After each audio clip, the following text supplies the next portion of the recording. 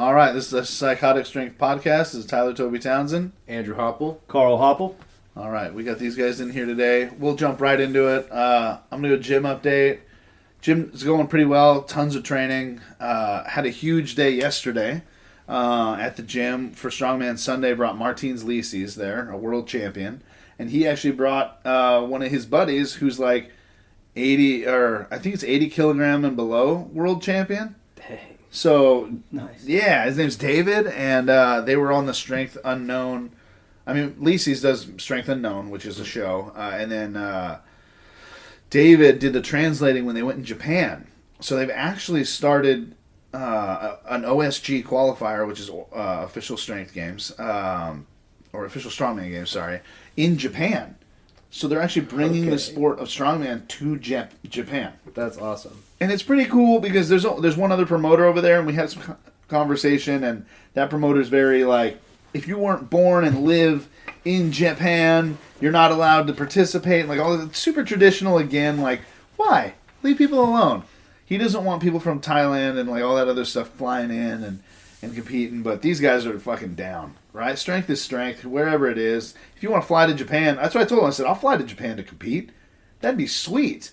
And I was like, officially, like, when we're talking about this, where do those guys, say the top one or two people, say the guy who took first place, where does he end up at OSG? Like, where does he end up? He's like, honestly, the bottom third, probably. Like where he's at. Just because it's kind of a new thing for them over there. There's some weird stone lifting stuff they do over there, but nothing like what we do. Right, where it's like cars and logs and rocks and like all this crazy shit. So it's pretty cool that he brought it over there, which kind of is great and sucks all at once. And the reason I say that is because I wanted to do that. I wanted to do international competitions where I could do them in different places in the world and really bring strength games to the planet, you know. Well, it and, sounds get like people he's into just it. gone to Japan, so that just opens the door for Right. you to go That's to all other I'm places. hearing is that it's just an opportunity that now the crack is in the fish, the fisher, and now you can walk right through that. It should be fun. Yeah, It that's awesome. should be. So that was really cool. There was like 40 people there yesterday. That's awesome. It was nuts. There was a lot of people. We're all learning how to do bag to shoulder, and it's one of those things where in my classes, when I do these big classes, I'm always like, okay, this is the absolute most effective way to do this exercise for me. Right? Every strongman thing we do, like this is how I do it and is the most efficient for my body type, for how long my arms are, for how my explosion is, what I'm good at, what I'm not. Like I press well. I'm in like the 400s for pressing, but my deadlift's almost 800 pounds. So my explosion from bottom is huge. So if I'm going to take a bag, I'm going to explode through my hips and try to throw the fucker on my shoulder versus a lot of people throw it up on their chest and try and shove it onto their shoulder, right? The good and the bad, right? Those guys who can shove it, if they get stuck, they can keep going. If I miss, I got to restart. So it hasn't been bad for me yet. I hate sandbag to shoulder. It's one of my least favorite things, but Lisis said he'd help teach it, so I was down. And people got pictures, and we ended up going to Playmakers, which is right down the street. Oh, sweet. It was good burgers. Like, we had a good time, man. It was really cool, but exhausting. I mean, I did a podcast in the morning. Then, so Blind Barbell. I don't know if you've seen that guy. Mm-hmm. So he was there, too. He's going to be competing in Psychotic Strength Showdown, which is pretty cool. It's his first strongman show ever. He's done powerlifting. He's going to do bodybuilding, and then he's going to come to this one. But he's got like 336,000 followers. Lisis has got like 450, and he wanted to meet Lisis. So this whole thing, we did like an hour before. We were just recording videos. So we're almost done with it, and we're going to put it up. And it's supposed to be funny because he's blind, right? Technically, he's like 90% blind. So he sees tunnel vision and can see shapes, like what he's looking at. But no perception, like no depth perception, and then no, what is this called? Peripheral, thank you. So if you were to walk up, not directly to him, you could even stand in front of him and try to shake his hand. He's not even going to know it's there, right? But he is just a sweetheart of a dude, and I was like, okay, we plan to make fun of you a little. Is that okay? Right? Like, are you cool with us making fun of the fact that you're blind? And he's like, hell yeah. Like, let's see what we do. That's kind of the joke he's doing already. Well, if you can't laugh at it, you cry, you know. Yeah, I guess. So he was really cool. And the whole thing was, the whole reason he came was because Lisi's is going to be there. But he doesn't see him the entire time. So Lisi's in the background. He even offers to come up and help. And the guy's like, yeah, sure, whatever. And so he comes and helps him. He's like, all right, thanks. And then he leaves. And Lisi's is like super disappointed. He like didn't even know you were there, dude. He just thought somebody was helping. Yeah, but this guy's here to see Lisi's, but he just thought he didn't get to see Lisi's that day because he didn't see him. He didn't see who was talking to him, and then it's pretty funny. We'll get it up soon, and I was just glad because I was like, I don't know if we're gonna do that, and then we did this thing where nobody knows why we did it yet, but I told everybody, okay, we're gonna record your face, make a face like your lifting face. Like you're you're grinding it out, so everybody's like making this face, and everybody looks like they're just taking a shit.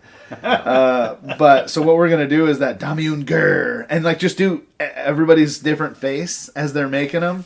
Lisi's did it, David did it, Blind Barbell did it. Quentin is his name from Blind Barbell, but it was a lot of fun, man. But as for like working out, I'm still trying to fix this shoulder.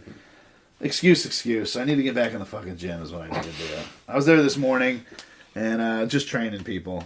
So I need to specify some time for myself. There's a lot going on, and that's my safe space, you know? If I don't want to break someone's fucking head here in the next couple days, I need to start lifting again. Because it's crazy. I started lifting because I was angry and sad and like all this other shit, right? And it wasn't good for me mentally. But it helped. And now I'm to the point where like I'm healing and feeling better about life and all this other shit. It's harder to lift. Well, now more shit's happening, and I'm like, I do need to go back and make sure that like I don't get back in that place that like... Well, it's a good outlet. It is. It's great. It's a place to be absolutely furious, and it's okay. Well, and it's a balance, too. Because if you're always doing one thing, eventually you'll get to where that thing is really easy, and then what do you do with your time? Yeah. Right? And that's why that balance is so important to keep, whether it's family or friends or work or even play, you know? Yeah. And it's just, you're blessed if you can have play be the same as work, right? Well, and more than that, especially with lifting, yes, it's an outlet. Yes, you need to balance it. But when you're out exercising, you release those endorphins that take a ton of the stress and frustration out of your body and essentially attack it. Yeah. And so it makes for a good outlet that promotes healthy living and a better mental attitude. Well, and they've found that by doing exercise, you're lowering your blood pressure and you're lowering your heart rate at a sitting position, which is easier on your body at the end result. Yeah. So it's a health thing too, you know, that and stretching and making sure that you're keeping limber. That's how the Japanese do it, and the statistics on what their 80-year-olds can do versus what our 80-year-olds is stupid. I mean, and that's all just from stretching and doing a little bit of Tai Chi, yeah. Well, so there's a whole study that just came out. I found fascinating, and this lady was like, did a whole study on hundreds of people she'd studied, and basically your body does not start deteriorating until you're 70. Right. If it does, it's because you're letting it. Mm-hmm. Correct. Right? So at 70, yes, you will start deteriorating. Your body can't keep going and doing what it was. But it will be obviously better off if you've been keeping healthy. Well, and you can combat that a slight amount. I mean, that's why Tai Chi is so low impact. Yeah. Because you can combat that deterioration by, okay, I'm going to build a little bit to build the same amount that it's deteriorating. Yeah, instead of deteriorating at a couple percent a year, you're deteriorating at a 0.5% per year. Well, what she's saying, too, is literally 70 is when you start deteriorating at all. Oh. So that means until you're 70, you can push your body as hard as you possibly can and continue, obviously healthy-wise, right? Like, smart, don't be an idiot, but like triathlons, Ironman, strongman, powerlifting, like, as long as you stay injury-free, like, your body can keep going. Well, my father-in-law, look at him. He's 84 years old. He works every day. And, I mean, Can't get him to go home. You can't get him to go home. He just Man is an animal. Yeah, he'll pick up an 80-pound sack of concrete just like anybody else. He went up into the woods yesterday and cut down a 18-foot Christmas tree to put up in the house for because we're now into that season. Yeah. And I mean, Mom made Mel go with him because he didn't. Mom doesn't want Dad going up in the woods by himself anymore. No one really should. But no, you shouldn't. But he would have. Yeah, I'm sure. He'd have come home with a tree. Yeah. I'll get it there. Okay. So it's just amazing. But he's been working his whole life, Well, he's been keeping it. Yep. And so the thing is, he was probably at 70 when he started deteriorating at such a point that he has pushed his body to be as amazing as absolutely possible, especially with the stuff he does. I mean, he's construction, right? Yeah. Like busting his ass all day. Yep. Now he may still be deteriorating, but his body was at such a high functioning level, even if it's that 1% per year. Right. That's going to take 50 years for him to deteriorate for him enough to notice. Right. I think it's cool, man. I can't remember what he used to say, but I said something about, wow, I'm 55 years old. And he goes, yeah, I hope I never get as old as you are. Yeah. And I'm like, yeah, me too, Dad. Well, it's funny. The older I get, the more I'm like, God, you were right, to these old folks. And these like older guys that I'm like, you're just fucking old. And he's like, you'll see. Yep, you'll see. Now at 35, I get out of bed, and like if I get out too fast, I'm like, ooh, gotta stretch a little. How'd you hurt yourself? Oh, I got out of bed this morning. Wrong. Slept wrong. Yeah. I tossed one leg a little too quickly off the bed, like just Jesus, pulled my whole inner groin. I hurt my back spinning one time. So I'm a big spinner when I sleep. Like at spin class? Or No. That's supposed to be low impact. I'm flipping constantly because I'm so big that if I lay on my back, my shoulders still don't touch the ground because there's just that much muscle on my back. Obviously, when I lay on my chest, that's not good for my shoulders at all. Right. Or if I lay on my... Or you're breathing. So no matter what, an arm is falling asleep. Because if I lay on my back, they hang. So like at least at my shoulder level. So they'll go numb. So I sleep on my side. Whatever one I'm sleeping on goes numb. And so now I got to switch, right? Which is dangerous because I can't feel this arm at all the way up to my shoulder. And I'm like slapping myself with it and sticking my fingers under the pillow, not even noticing. And then I'm like, ouch. But it's there's no way for me to sleep that's comfortable because I'm just too big. We got to get you a hammock. Oh, I love hammocks. Yeah. Yeah. Get you a big old hammock, hang a hammock in your... Well, that's the thing too is you see all these old shows of like dads in their chair. Right. Yeah, bro. I would sleep in one of those chairs all day. I don't have one because that's where I'd be. All day, yeah. All day. Yeah. At night. Come to bed, sweetheart. Okay. I'll just be- recline her up. Yeah. I'm not fucking coming to bed. This is more comfortable than bed. Yeah. I like dread going to sleep now. Yeah. Just because it just hurts every day I wake up. And I'm starting to think that that's the problem with my shoulder. Probably. Is it's nerve damage from laying on it so much. Yeah, possibility. Well, Wow. on top of that, if you're not getting good rest, you don't have your body's not healing. Yeah, Like that's a good point. If you aren't getting good rest, you're not increasing your oxygen levels that your body takes in because it takes in or processes the oxygen better. It allows you to go into REM sleep, so it's not using the calories that you're using through the day to power your body. It's using those to heal your body. Well, so I see a naturopath, and this Okay. guy's like anti-vaccine, anti-drug, anti-aspirin.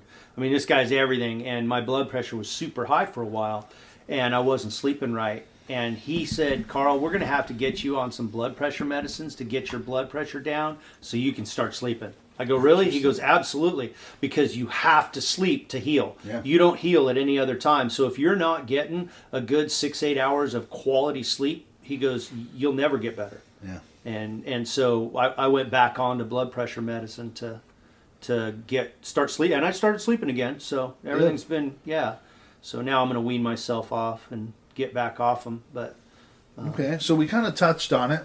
Like, obviously, your guys' gym update, right? Probably not gym, right? But you guys bust your ass for a living. we do that. Yeah. So Ripped out some concrete this morning and dug some ditches. We talking about ripping out concrete. We jackhammering this out first? Yeah. Oh, man. Yeah, drilling holes and jackhammer to get a hole in so that we can run some piping through for drainage into a existing slab. So, Okay. Yeah. So when I was younger, we had a driveway that was super long, and we lived up this just giant hill. So it was down a big hill, but my house was on the hill. It was just crazy how it worked. But anyways, we're trying to break out concrete, and we're over there with a sledgehammer, right? Yeah. We're kids. We're like 15, 16, Sure. trying to pound this shit out in chunks. Then I find a railroad tie. And I'm like I'm there. I got suspended, so my job is to bust concrete for the rest of the day since I'm not at school. Sure. Because my mom had to work, right? Yeah, get an She's education or get to work. Well, yeah, she's like, I better have 3 feet of this gone. And we were chunking out chunks, right? Yeah. So I find this railroad tie, and I'm like, let's see if I can dig this into there. And I start pounding this railroad tie in there, and it cracked. Yeah. And I was like, huh. And so I started using this, creating cracks. Sure. Heck yeah. I was done in 40 minutes. Yeah. Because I just cracked everything up to like 3 foot by 3 foot pieces. And it just came all out instead of chunking it out and having to rake it and whatever. Right. Well, concrete is a really interesting material because it starts as, you use water on the powder and, well, I guess you should start with mixing. What you would get in bagged concrete mix is the cement, dust, sand, and aggregate. So essentially little pebble river rocks. Yeah. When you add water to that, the molecule of the concrete relaxes. And so that's what allows the dust dissolves into the water, and the water incorporates all of that to create chemically a solution. Yeah. When the concrete relaxes, its molecules uncurl, and then as it dries out, its molecules curl up. Like, do you know how Velcro works? Yeah. So concrete actually works the exact same way. It relaxes, and then as it hardens, it Velcros into those, or it curls into those little curly cues that connect into each other like a Velcro strip.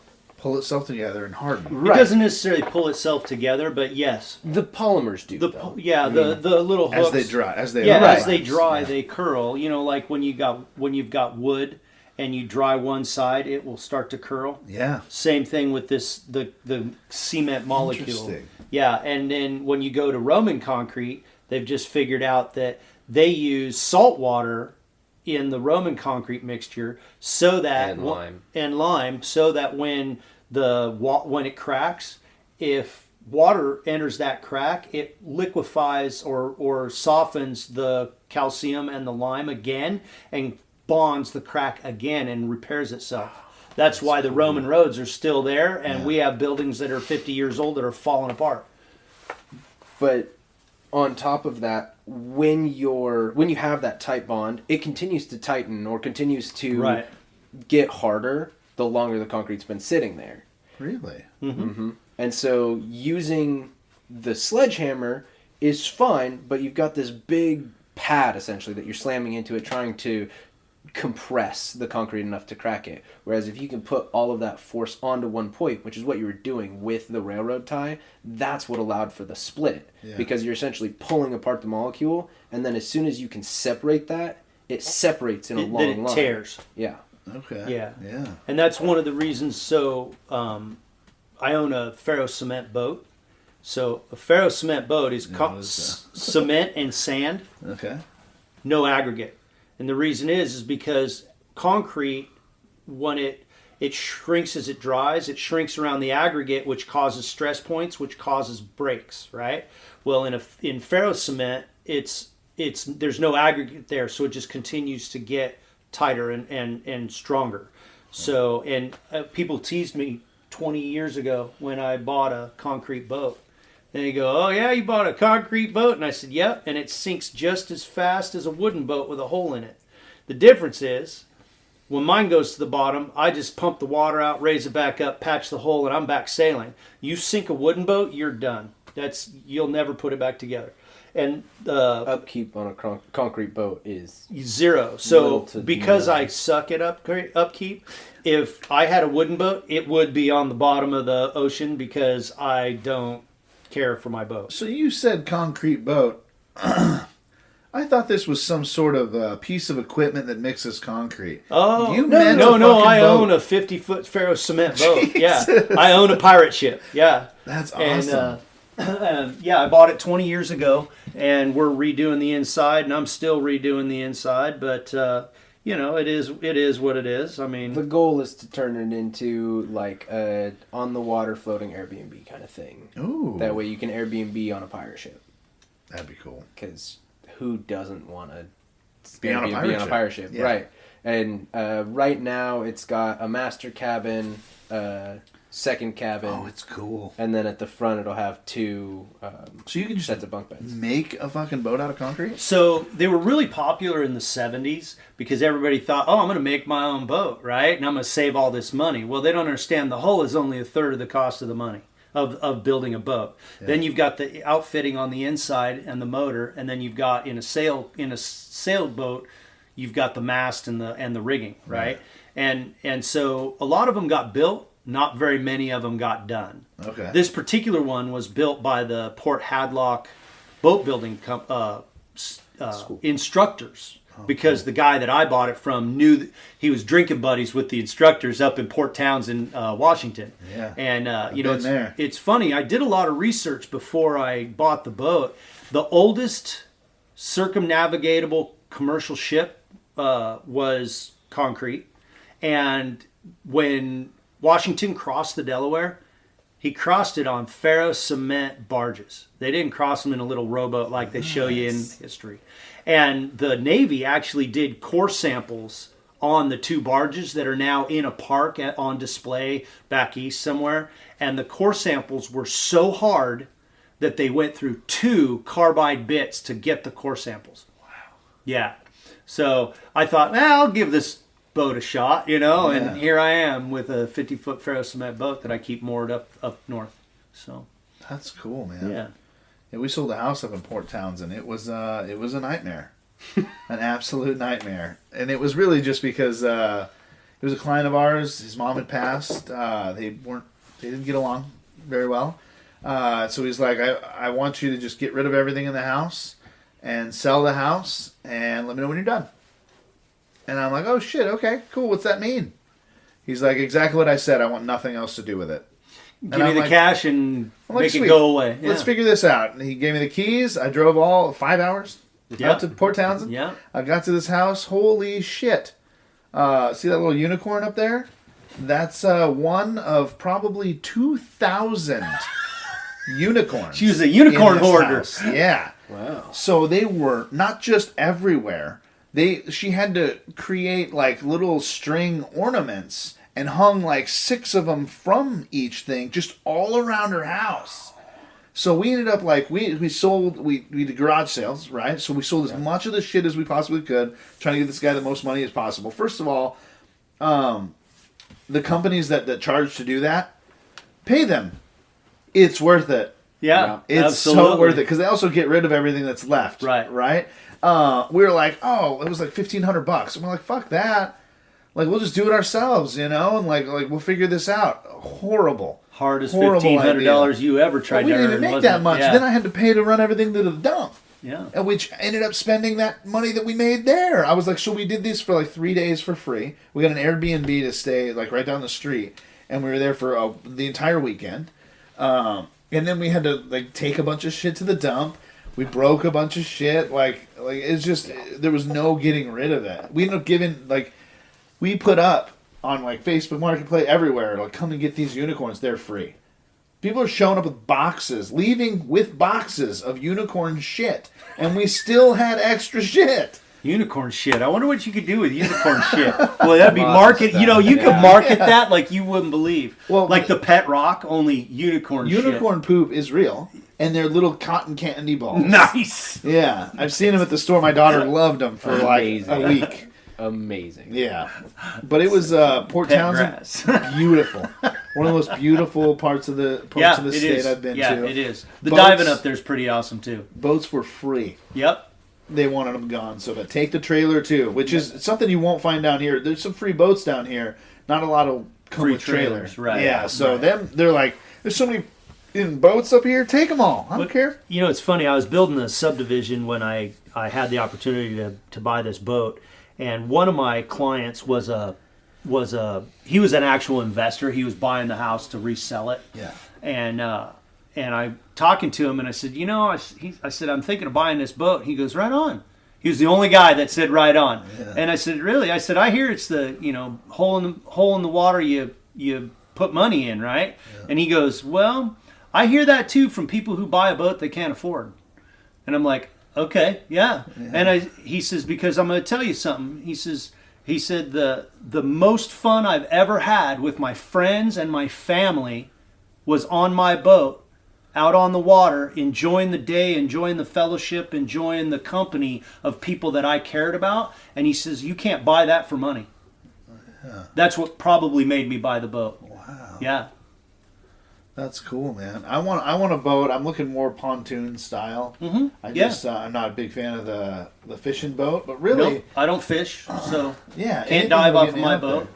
But it's got 2 queen staterooms and a forward cabin, and my kitchen's bigger than yours.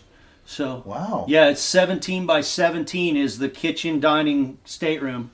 It's got gas oven, cook cookies on it. It's got So that picture didn't know justice. Oh God, no. Yeah. So it is a 58 foot, 50 foot on deck, which I'm really glad at because they charge me by the foot. For what? To store it. Oh. So this is that's the reading nook. I still have to put shelves on it, and then let's see here. That's why I own a boat. It's a grill on it? Yeah. I got a grill, and that's the mountain, and that was an absolutely phenomenal day. That's the view from where I'm moored. And this is a sailboat or yeah, a motor? It's a motorboat now, but it's supposed to be twin mast sailboat. Okay. I just don't have the $700,000 it'd cost me to put masts on it. Okay. Yeah, so here's my kitchen. Wow. That's big. So, it's pretty nice. I mean, it's fun. That's really cool. Yeah. Where's it moored? Up north in Washington on the Hood Canal. Okay. Yeah. Up in Union. Okay. No. Yeah, it's in Union, but you can actually see it from Google Earth. Yeah? Yeah, you can look on Google Earth and see it parked at the end of the dock. Oh, that's cool. It's been moored there for 10 years. 15 years. And it is a local icon. It really is. Yeah, everybody knows. Everybody from there knows where it is. And I bought it from a guy, I'm trying to think of what his name, Captain Ron, I think was his name. And he's a scuba diver fisherman, so he's got a mussel and a sea urchin and a sea cucumber fishing license. Whoa. He has license number 1 for cucumber. Oh, wow. And he had license number like 20 for sea urchin. Wow. Yeah. He doesn't do that anymore. He's probably retired now, but he was a local icon. That's what he used the boat. He had a fishing boat that he would tie alongside it. Was it Ron or Dan? Dan, sorry. Captain Dan, yeah. And Mind if I flip this? And he had the fishing boat, and then he would live aboard the boat that I have. Okay. And they would tie alongside each other, and then all the other fishermen would come to this boat and party.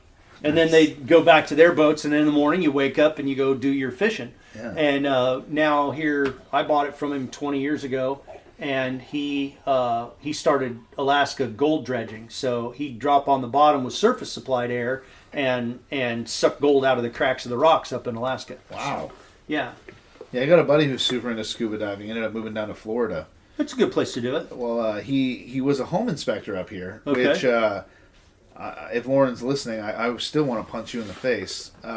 He was the best inspector I've ever had in my life. Oh, yes. And then he leaves, and I'm like, now screw you. Yeah. He's like, oh, I sold it to a buddy. I don't care who you sold it to. Yeah. Yeah, no, I get it. It's not the same now. Hold him accountable right there. So the thing is, I was one of the first people to give him a shot. And I was very honest. I'm very honest with everybody I work with. If I don't like you, we're not going to keep doing this. Right. Like, if you suck, I'm not putting my name on the line for this. Like, right. It's just not how it's going to go. And he was like, okay, yeah, absolutely. And I had to work my way through his learning phase, which for an inspector is harsh because you lose a lot of faith very quickly. And it's usually for 2 big main reasons. Either you suck, right? Like at your job, and you did not find big things that need to be found, which you have insurance for, right. And shit happens, right? Sure. But the other thing that he ended up doing first, he was too good. So now he's walking my clients through this list of 300 things wrong with their house. Right. And your then clients are going, I ain't buying that. He's scaring them off. Yeah. But he just kept doing it to everybody, which I'm like, dude, I appreciate the honesty, but what the fuck, man? Like point out the stuff that really matters to these people. Right. Stop saying every ding on a doorknob. Like, they don't need to know that. They don't need you to walk them through this house. They understand. It's a used house. It's a used house. Yeah. It's not a brand. Even the brand new houses I made, them get inspected. Oh yeah, because you need to. Yeah, I know some of the builders. Yeah, I walk in there with a roll of blue tape. Like, this is happening, bro. Like, they'd always get irritated. They're like, "Oh, you want to just do your final walkthrough?" Yeah, I showed with blue tape. And they're like, "What is that for?" I'm like, No. You know what this is for. Yeah, you know Don't exactly play any games with me. Yeah, just so that you can go through and fix everything that's wrong. all this shit. It's insane, the stuff they would just leave and it's okay. Like cracks in the ceiling and the walls and shit. Like, what are you doing, bro? Oh, this is it's brand beyond new. that. I just finished a report, 5-page report for a house out in Battleground where the buyer paid $800,000 after the lot. This is like $800,000 to build this house, and it was so bad that the lawyer called me to come be expert witness on the house and walk through everything that was wrong. Wires that weren't hooked up, fixtures were missing, they didn't caulk in the sink. The step out the back porch was 9 inches off the ground when code says it's got to be less than 8. Yeah. Oh yeah, and cracked concrete, multiple pores because he'd missed something, so they had to cut a hole to run something, and then he'd just pour it back. Oh yeah, it was. Well, he hooked up their drain into their septic, and then hooked their septic into the stormwater. Oh.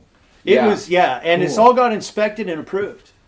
That's insane. Oh yeah, so the last one he built was good, so we didn't really look at that one. Yeah, that didn't get on recording, unfortunately. Well, it was a big thing we sold a lot of. And again, it doesn't have a lot to do with what I do as a real estate agent, but it's good value add for my clients, right? Where I was like, I always get like an almost year, you've almost had your house for a year. Especially with those new constructions. Right. Mm-hmm. I'd be like, hey, you've almost had your house for a year. Congratulations.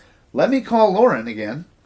And he's going to re-inspect your house while you still have that warranty on it. Right. Mm-hmm. Because I guarantee it looks like shit right now. Like, one of them we went in there and they didn't even notice. But he actually just like, what's going on with this? It was a bathtub drain. And he's like, what's going on with this bathroom drain? He's like, oh, I don't know. Sometimes it kind of pops out. And I'm like, what the fuck are you talking about? Pops out. So this thing is disconnected by like 4 inches. And so it is, the whole top floor is rotted underneath their bathtub. He's like, dude, if you'd have kept this going, eventually you're just going to fall through the floor. Right, you'll get in your tub one day, and that's the end of that. If you filled it all the way, too, especially with all that weight, he's like, you'd be falling through the floor. And so they made them do their insurance or whatever on the, what was that? Oh, you mean the builders? The builders. Yeah, so the builders. So the builders, their warranty. Their warranty. They have a year warranty on the house, right? Yeah. So he got back in there and got him in time. And they agreed to do all these fixes before the warranty was up. Well, and that's not most people. So in the state of Washington, we do 1 year is the builder's warranty. Yeah. But it's actually 10. Oh, geez. Most people don't know that it's actually 10. Not on necessarily workmanship and like chipped paint and that kind of stuff or drywall cracks. But if there's negligence that they find in a building, you're responsible for that negligence for 10 years. Damn. Like they just would that be considered negligence? That's negligence. They didn't hook up the bathtub. Causes dry rot, improperly sheeted roof or broken trusses or something like that. If they got broken when they got set, anything like that. That's negligence. Correct. Like, well, for instance, the fire in Hong Kong. So they figured out. You hear about that big fire in Hong Kong? 6 towers. 127 people dead. It's so. And then like 3 days later, I heard they arrested the builder. Wow. Well, the builder used some kind of product that didn't meet. It was improper mesh, improper fire stop mesh in their building. Yeah. So they used a subpar product and killed 127 people. Yeah, that makes sense. Yeah. That's fair. Yep, just like over in Oregon, it's the only place that I know of that there's an electrician in jail for manslaughter because an electrician came in and he put in a circuit, no permit, no license, and the homeowner was plugging something in or fixing something and ran 120 volts through his heart and killed him. Jeez. And they held the electrician responsible because he did not properly do the grounding in the circuit and the wiring for that project. And I don't know all the details, but I do know that Oregon was the only state that actually held an electrician accountable. So, That's good though. Yeah, yeah, I think so. I mean, that's hard though too, because I've had a couple electricians come through and like, do you a favor? Do me a favor, yeah. Like, you know, and that sucks that somebody's being held accountable for that like that. But that is also why the process is there. Well, it is. Well, Permits it and all that crap. wouldn't be a problem if you did your job right. Right. Right. If you do, and again, a lot of people try to get into their wheelhouse, and they don't belong in the wheelhouse. Yeah. They belong in the engine room. And so then when they run aground, they go, oh well, it wasn't my fault. No, it was because you got in the wheelhouse. You were driving the boat that you aren't qualified to drive, right? And so again, it's what are you doing? And that doesn't mean that you can't learn how to do it. I mean, look, we got YouTube, right? So you can learn how to do anything. Yeah. But even on YouTube, I've seen guys give completely false information watching YouTube, and you're like, oh my gosh, I can't believe somebody published that. Oh man! So when we're done with this, I'll have you look at the greenhouse I'm building. Just so we're clear, builders. I know you're builders, right? This was all recycled wood. Awesome, right? Yeah. So like, I didn't want to throw any, and I used as much as I could. I even reused the screws. So like, we started running out of 2x4s, and there was a part where I needed like a 3-foot board in between each of these things. I used 2 1.5-foot boards. You know what I mean, to get them in there. Like, there's some shoddy shit out there. I get it. Right. Well, and there's a time and a place for that, right? I mean, really, there's a time and a place for that. I reuse materials all the time on something that my client isn't living in, or something that a goat shed, or something like that. Because, or a greenhouse. I mean, or a greenhouse.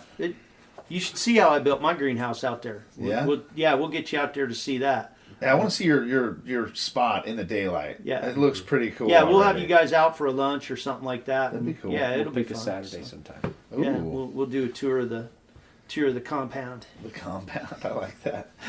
Yeah, man, because the greenhouse is pretty cool. It's 12 foot by 12 foot. That's a great size. Like 15 feet, I think, at one side. But I don't know, man. It was I built a few things in my day, nothing of this size, right? Like always sheds or whatever. So Doghouse or something like that. Yeah, so I have some knowledge, but like some of this threw me off. And what I didn't realize, man. So first of all, this was a hot tub, right? And I built this deck around this hot tub, and it was about, I want to say 3 feet high. About the height of the hot tub, right? So we took the hot tub out and we took apart the deck. But I'm building this back on the concrete. Well, what I didn't realize is the dude who put in the concrete fucking sucked.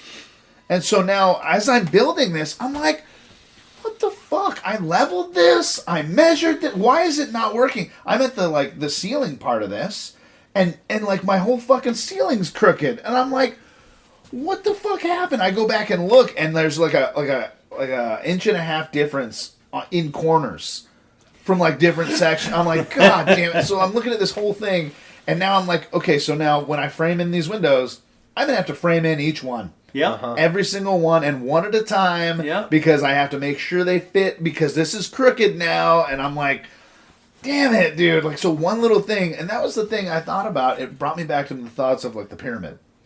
Right? If that wasn't perfect at bottom level, you're not putting that top one even on. There's no way. More than that, you look at the pyramid and you can't slide a piece of paper between the frickin' stones. Yeah. I've heard it said that we don't have the technology today to build what they built back then. Well, they have screws made entirely out of granite that screw into other pieces of granite with no tolerance. That's intense. Yeah. We can't do that now. So we actually saw this, me and Lily over here, she's back, saw this thing, the Romanian salt mines. Dude, look these things up. It's insane. Hundreds of foot caverns. Like, and I'm talking to her, like, feasibly, how in the fuck? Like, did they make a tunnel? And then are they digging out the ground and like making it like another 20 feet lower? And did they do that 40 times? Because like at first you see it and you're like, damn, that's huge. And then this lady starts walking and she becomes an ant. And I'm like, that's not just 80 feet in the air. That's like hundreds of feet high. Hundreds of feet. Did I send that to you, sweetheart? Yeah. Yeah, dude. I think on Instagram, it should be like the last thing you sent. I woke up thinking about it. She did. That's why I'm like it's in my brain. It's like 6:45 in the morning. He's getting ready for the gym, and I'm like Googling how is this made. So look at this salt mine in Romania. Oh, that's the thing that looks like Khazad-dûn. Yeah. It like opens like what? And so it's like as she's walking, she's just getting smaller. And then you look at these people way over here. Oh, yeah. Oh, How my goodness. big is this? So is that granite or salt? Salt. Salt. So they went in and mined out all this salt. That's what I'm saying. Like, did they have just to water start up here? hoses, you know. Really? No. Okay, I'm like, dude. No, that looks cut, man. So Yeah. when I did my research,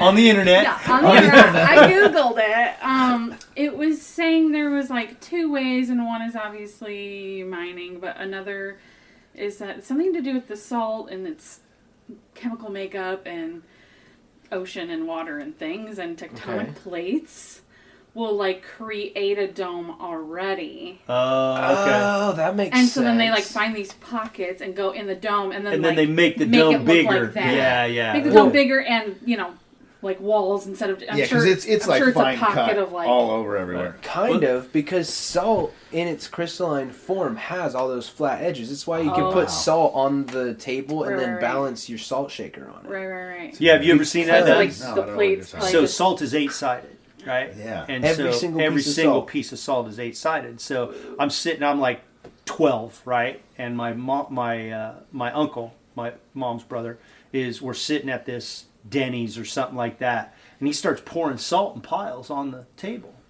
Next thing I know, this guy's got the salt shaker, the glass of water, the ketchup bottle, all this stuff on an angle, and then he blows all the salt away. It looks like it's just sitting there, and then the waitress comes by and he goes, "Ma'am, I think our table's haunted." And she's like, her eyes got as big as they. It was so funny, and that's when I learned that it's salt is 8-sided, But it was amazing when I was 12 or whatever I was. Yeah. Well, I mean, Well, it's still amazing that Right. this thing that occurs naturally. I mean, it's found in water, it's found underground, but it really just occurs naturally.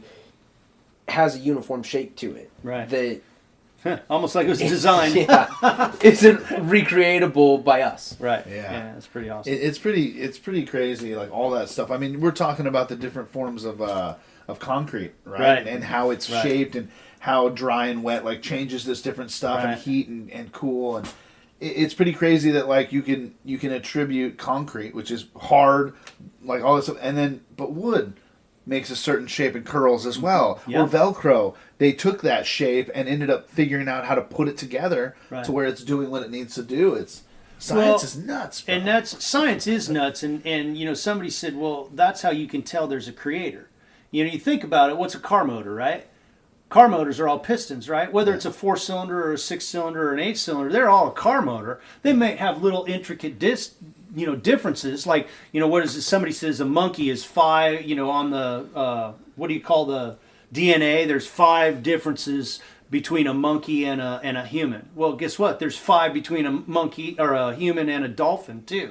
Yeah. But it's those little differences that make it what it is. But when you have a system that works, I mean, it doesn't take a smart guy. I mean, God is smart, but it doesn't take a smart guy to figure out if it works on this, probably works on the other thing too. So just keep doing that and then make a little tweak. Make a little tweak. Well, and that's what makes science so cool. Right. Is all science really is the search for the laws Yeah. that govern how the world works. Yeah. Right.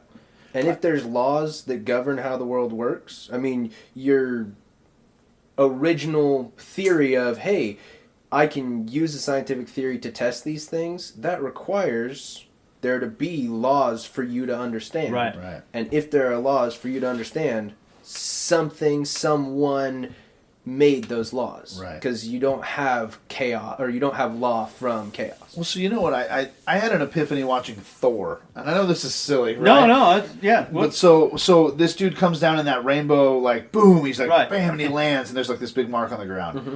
and he's like, oh my god, that's crazy, that's magic, and he's like, no, that's just science you don't get yet, and I Right, was yeah. like. Uh-huh. That was just a huge truth bomb you just walked away from. Right. Like, can we sit on that for a second? Like everybody thought everything was magic. Cavemen thought fire was magic, and now we can make it all day. And like, dude, it's just stuff you don't understand yet. We unlock new truths and new things every day. Well, and that's Pretty the cool. thing, that even the old stuff that we know, that brought to mind what I was a scoutmaster for 5 years, right? Nice. And one time we had to teach fire building, right? Well, I can build a fire anywhere. Yeah. I'm good at it. I just can build a fire anywhere. Teaching building a fire, that's different. And I just didn't know how. So I Googled up, how do you teach fire building, right? To a bunch of 12-year-olds, right? Yeah. And I got not only how to teach fire, did you know there's like 300 different kinds of fire? Yeah. What kind of fire do you want to build? Is it a sleeping fire? Is it a burning fire? Is it a forging fire? Is it a heat fire? Is it a signal fire? So there's all these different fire. I mean, so even though you know something, you don't know everything. Yeah. And what's really wrong is you don't know it. Yeah, it sucks. So there's all these things that we have to learn to, and then once I learn, and in the building industry, we use the same techniques all the time, Yeah. right? But they're each slightly different. And so we have to continually learn how to adapt the things that we know so that we can become better builders. Yeah. There's different materials, there's different techniques, but they're all pretty much a basic, things go together and you use a bracket, Yeah. But back in the day, the Japanese don't use brackets. Oh my god, it's so beautiful. So I was actually going to school to be an architect when I first started. Then I had a life experience where I'm like, so wait, I'm going to sit in an office all day every day? Yeah, that didn't work for me either. No. Yeah, I get it. But Asian architecture was a class I took, and so for an entire semester we're learning like they just put it together, and it's sitting on that, science and math, and like what? Like you don't have any nails? What are you talking about? And they do it all with a chisel. Yeah. Yeah, dude. By hand. Yeah, and a hand planer. And a hand planer. A little bit of sandpaper. Yeah. I mean, it's crazy. It is crazy. And what's interesting as you study that Asian architecture, the longer it's around, the tighter the joints are. Yeah, the stronger it gets. The stronger it gets, yeah. And again, that's way, and now my brain is, you showed me the salt mines, and now my brain is going to the realm, and going to the Japanese structure in part of the park, and the underground part of the park, and all these things that I'm going, wow, what can we do here? As we build and as we grow, that's what we want to focus on, is what's out there that we can utilize and adapt and bring other people in to learn something, right? Right. Yeah. Because it's cool to learn something. So, before we head into that, let's not just like flick that whole sorry. No one knows what you're talking about. Let's hit it. Let's figure this out, because we've had this conversation. What is the realm to you? And like, what do you see it being? Like, let's not focus too much on like how to get there. Oh, right. Okay? You just want to know what it is. I'd love to know just kind of a general idea of kind of what it is and what's your like end goal here. So the elevator pitch, so to speak. That's what we're looking for. Yeah, the elevator, so to speak, is a 250-acre experiential adventure park. Okay. Think of a 40-acre escape room where it's also a school to learn. Okay. And so not only can you go and see the awesome architecture, but you can go and see the adventure part of the park and have experiences. Experiential entertainment is kind of the new thing. Everybody's tired of living, what's the gal that has the castle? Cinderella's dream. Yeah. Why would you want to live Cinderella's dream when you can go live your own? Yeah. Some of the best times I've ever had are, on my boat having an adventure, or off with a group of my friends doing scuba diving. My wife and I went to Florida to go scuba diving. We're at 80 feet, and the two of us are on one side of the boat, and the rest of the dive team was on the other side of the boat. My wife and I were about this far apart. So what's that, 6 feet, right? Yeah. And 120-pound yellowfin tuna, a school of 8 of them, come just kind of school with us till we got to the end of the wreck we were diving on, and then went off into nothing.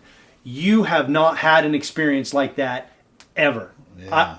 You can't watch that on TV. Right. And so why would you want to sit on your couch and doom scroll? Why would you want to watch somebody on a video game or a movie when you can go out and do it for real? Yeah. You know, go out and learn to rock climb. Go out and explore that dungeon. Go out and explore that. Go watch a guy make pottery and learn to do it yourself. Well, so that could be said too. Like the video game part, a lot of people did this, got immersed into video games because there's all these realities they wish they could live in and be a part of. Well, it's getting to the point where like that's not enough anymore. Right? Like, so now they want VR. They want to feel like they're there. Right. We're about to get to the point where, like, nobody wants to do this digital bullshit anymore. I want to go be a part of this for real. Like, if you're talking about, like, this place you can be that thing and do that thing. That's what we're talking about. Create your own experience in your own direction. Well, and look at what we watched the other night. We watched Ready Player One, right? Everybody was in the Oasis, right? In this, it was what a great movie. Yeah. But at the end, they still learned the real thing. Shut the thing down for Tuesday and Thursday and go be in reality. Because reality is real, right? Why not go out and be real? And that's what we want to build, is a destination where you can be real, where you can take a bunch of friends and go have an awesome dinner and see a show or be a part of a show or create your own show. Yeah. And you can tell your friends about it back home. Oh yeah, I went to this place and I did this thing.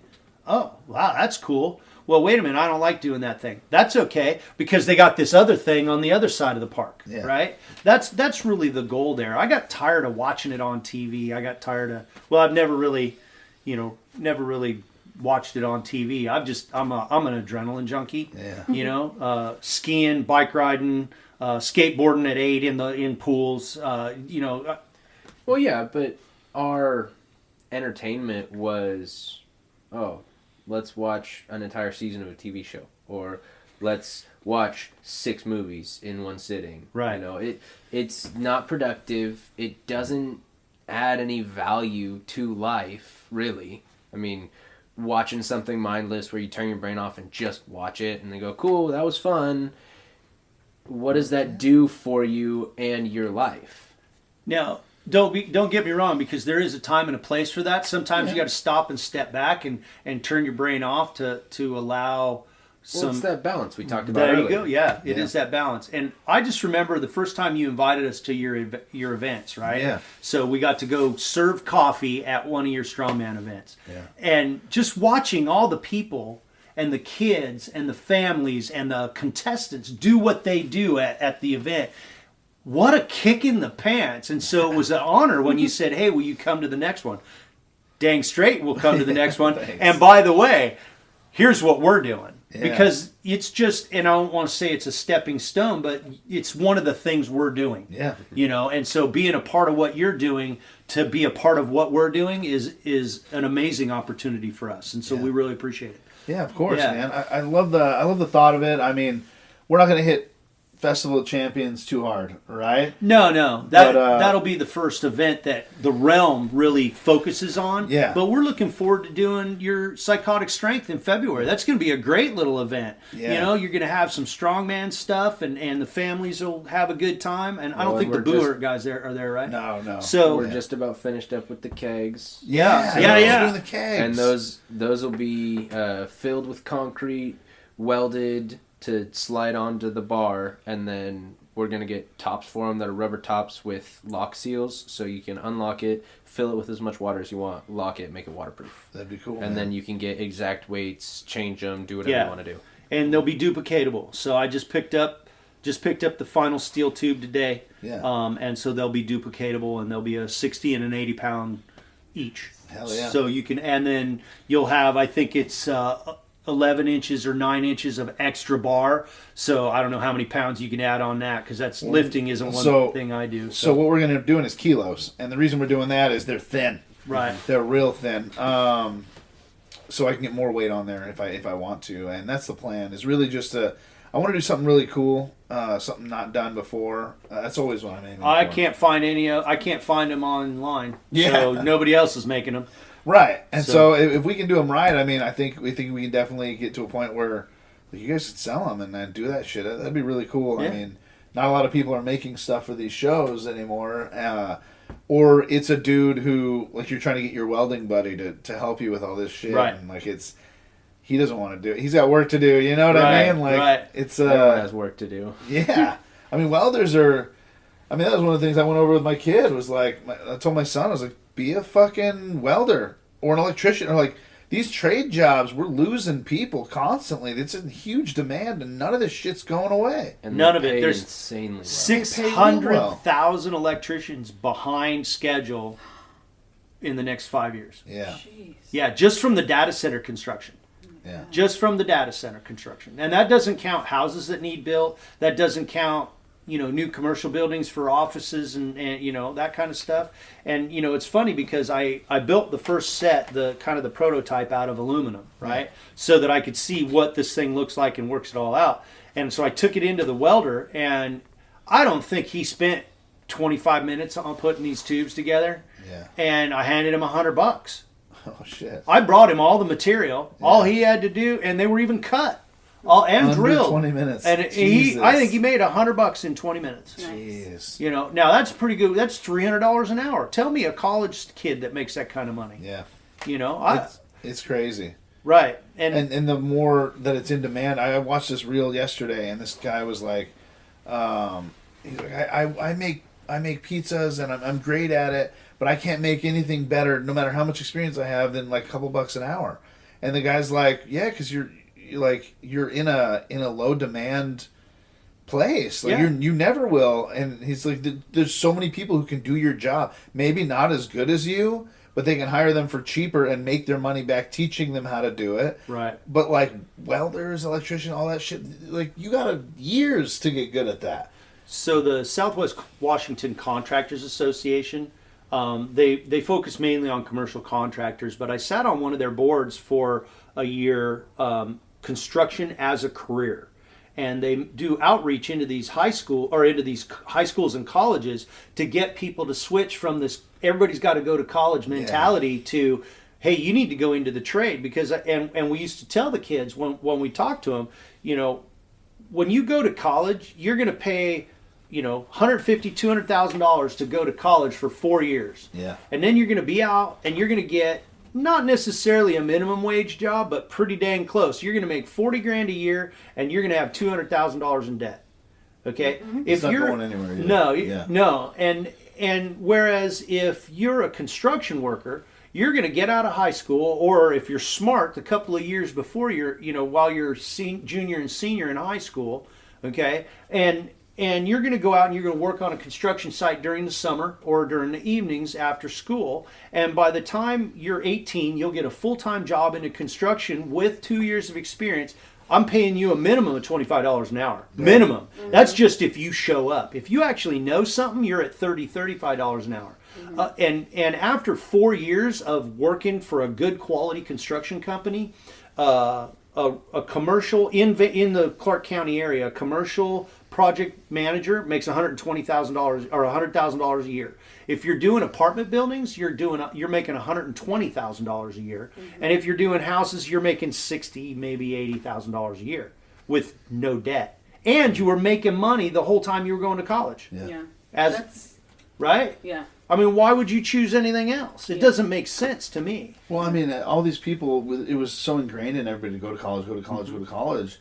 I mean, I'm looking at just like, almost, I'm to the point, but as a 35-year-old, I don't know why I spent so much time in high school. I should have got my goddamn GED like super early. That's and what got I to did. work. Like, I wasted so much time. Mm-hmm. And yeah, I paid off I ended up going to culinary school and paying off all that. But it was still like... See, but that's a trade school.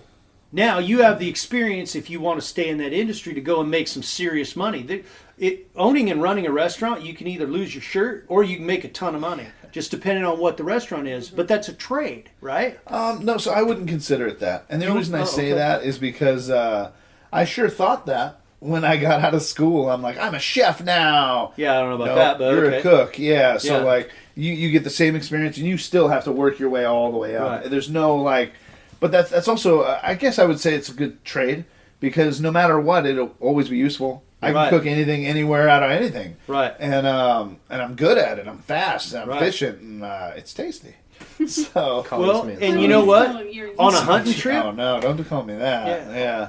on a hunting trip, the most valuable guy in the camp is the cook, Yeah. right? Yeah. Because anybody can go out and shoot something, but who's cooking it when you get back to camp at night? Right. Who's waking up and getting? We had this guy Gary. We called him Dog, because his kill call when he'd go out and shoot something was so we called him Dog, Gary Leaning, and he was a phenomenal cook. And he would get up before everybody else, stoke the fire, and make breakfast, and then we go hunting, and he'd, clean up and get ready for lunch, and then he'd go out and hunt and usually kill something because he was that good, and then he'd come back and he'd make dinner. I mean, nobody else would take that time, so he was a pretty valuable member of the hunting party when we were doing Well, that. so I also think about like what is valuable when the world goes to shit, right? Like knowing how to cook, all that. Like if people gotta Forage, eat. build stuff, trade, Like nurses, hell yeah. Oh, Like, yeah. There's so much demand for like certain things that'll never go. A salesman, I mean, like I'm a good salesman. I could probably sell whatever to whoever, right? But like until society is somewhat established again, like that's not gonna Doesn't matter. matter. Nope. Like I still gotta be able to kill somebody to take their shit, right? Like it's not fun. I mean, it's just crazy. You got to think about long term. right. No one ever does that anymore. Or like possible scenarios. I mean, I'm always thinking of the worst case scenario and trying to be ready for it. I'm not trying to I'm not trying to do any of that stuff. But running parties, making sure things work, that's all fun and games. But I have a thing that I can survive on. Right. So Well, and that's again, that's part of society. I mean, you look at during the Depression, Grandpa killed a deer every year. Grandma canned, and that's how they made it through. They had 6 months worth of food in their pantry, And it's funny because after New Orleans, FEMA went from having a 3-day supply that they recommended to a 30-day supply, just like that, because they figured out 3 days isn't enough. Oh yeah. 3 days is, that's an ice storm, right? Yeah. Maybe it's a short ice storm. Yeah. Whereas, or a windstorm, some power outage, something like that. But most people, they bring their barbecue in, set it on their counter, and make burgers. And it's like, then you wonder why you wake up dead, because you can't do that. Yeah. But people don't know because they don't teach it anymore. There's a lot of things that they don't teach in They need school. to be teaching how to do laundry, how to make food, How to how to write pay it- your bills. Yeah, how to pay your bills, how to do a budget so that you're not in debt. And that's They don't care. They want you in debt. Oh, And absolutely, they do. Yeah. That's the problem. Is we should be teaching our children, our next generation, how to be successful, because the help to be successful is out there. Yeah. I mean, and it's not just successful. Oh, I'm a property investor and I have 15 cars. That's not necessarily successful. Successful is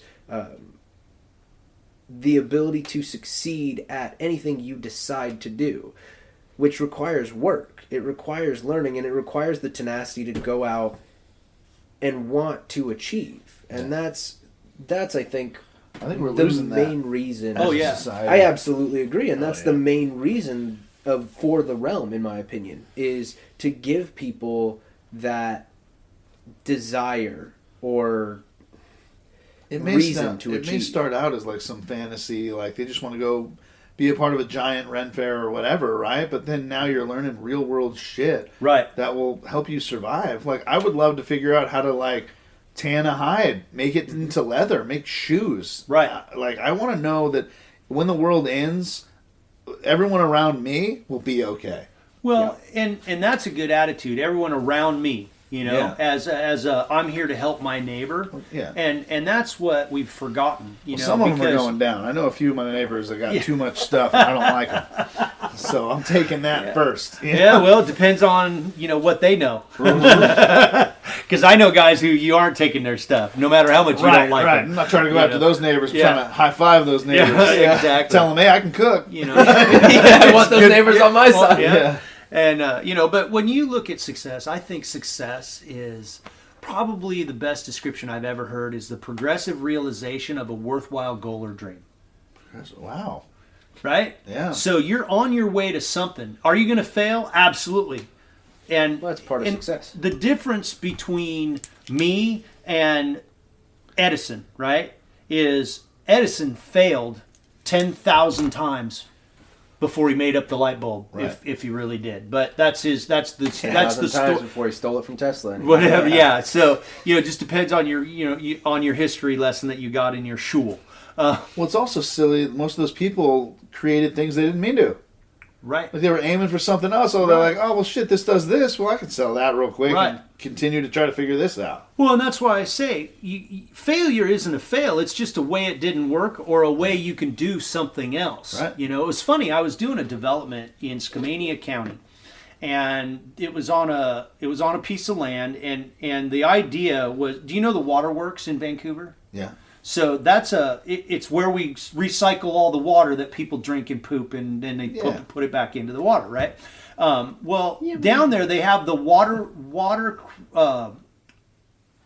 is it called? It's basically a museum of how it all works, right? It's the Water Research Center or Water Cleanliness Center or whatever down in Vancouver, and you can go there and get a tour, and there's displays and all that. Well, we were going to do an alternative energy research center and in Skamania County. And so we went out and we started talking to all of these alternative energy companies, windmills, water, hydropower, all these different solar, all this.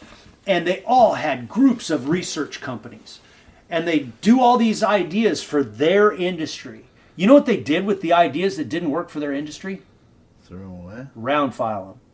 And we came up with one specific that they came up with the wind turbine idea, and it didn't work for wind turbine.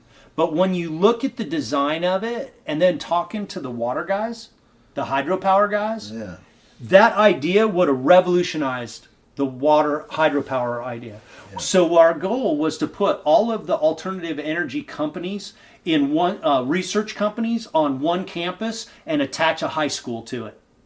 Wow. Right? Yeah. And then once you attach the high school to it, now you could do research projects, you could do education so that you grow these STEM kids, science, technology, engineering, and math, right? Yeah. So you grow these STEM kids to have a mind to watch and see what happens, right? Instead of just looking at the forest, they're stepping back and looking at all the trees and going, that's a hardwood tree. I can make something out of that. That's a softwood tree. Let's cut that into lumber.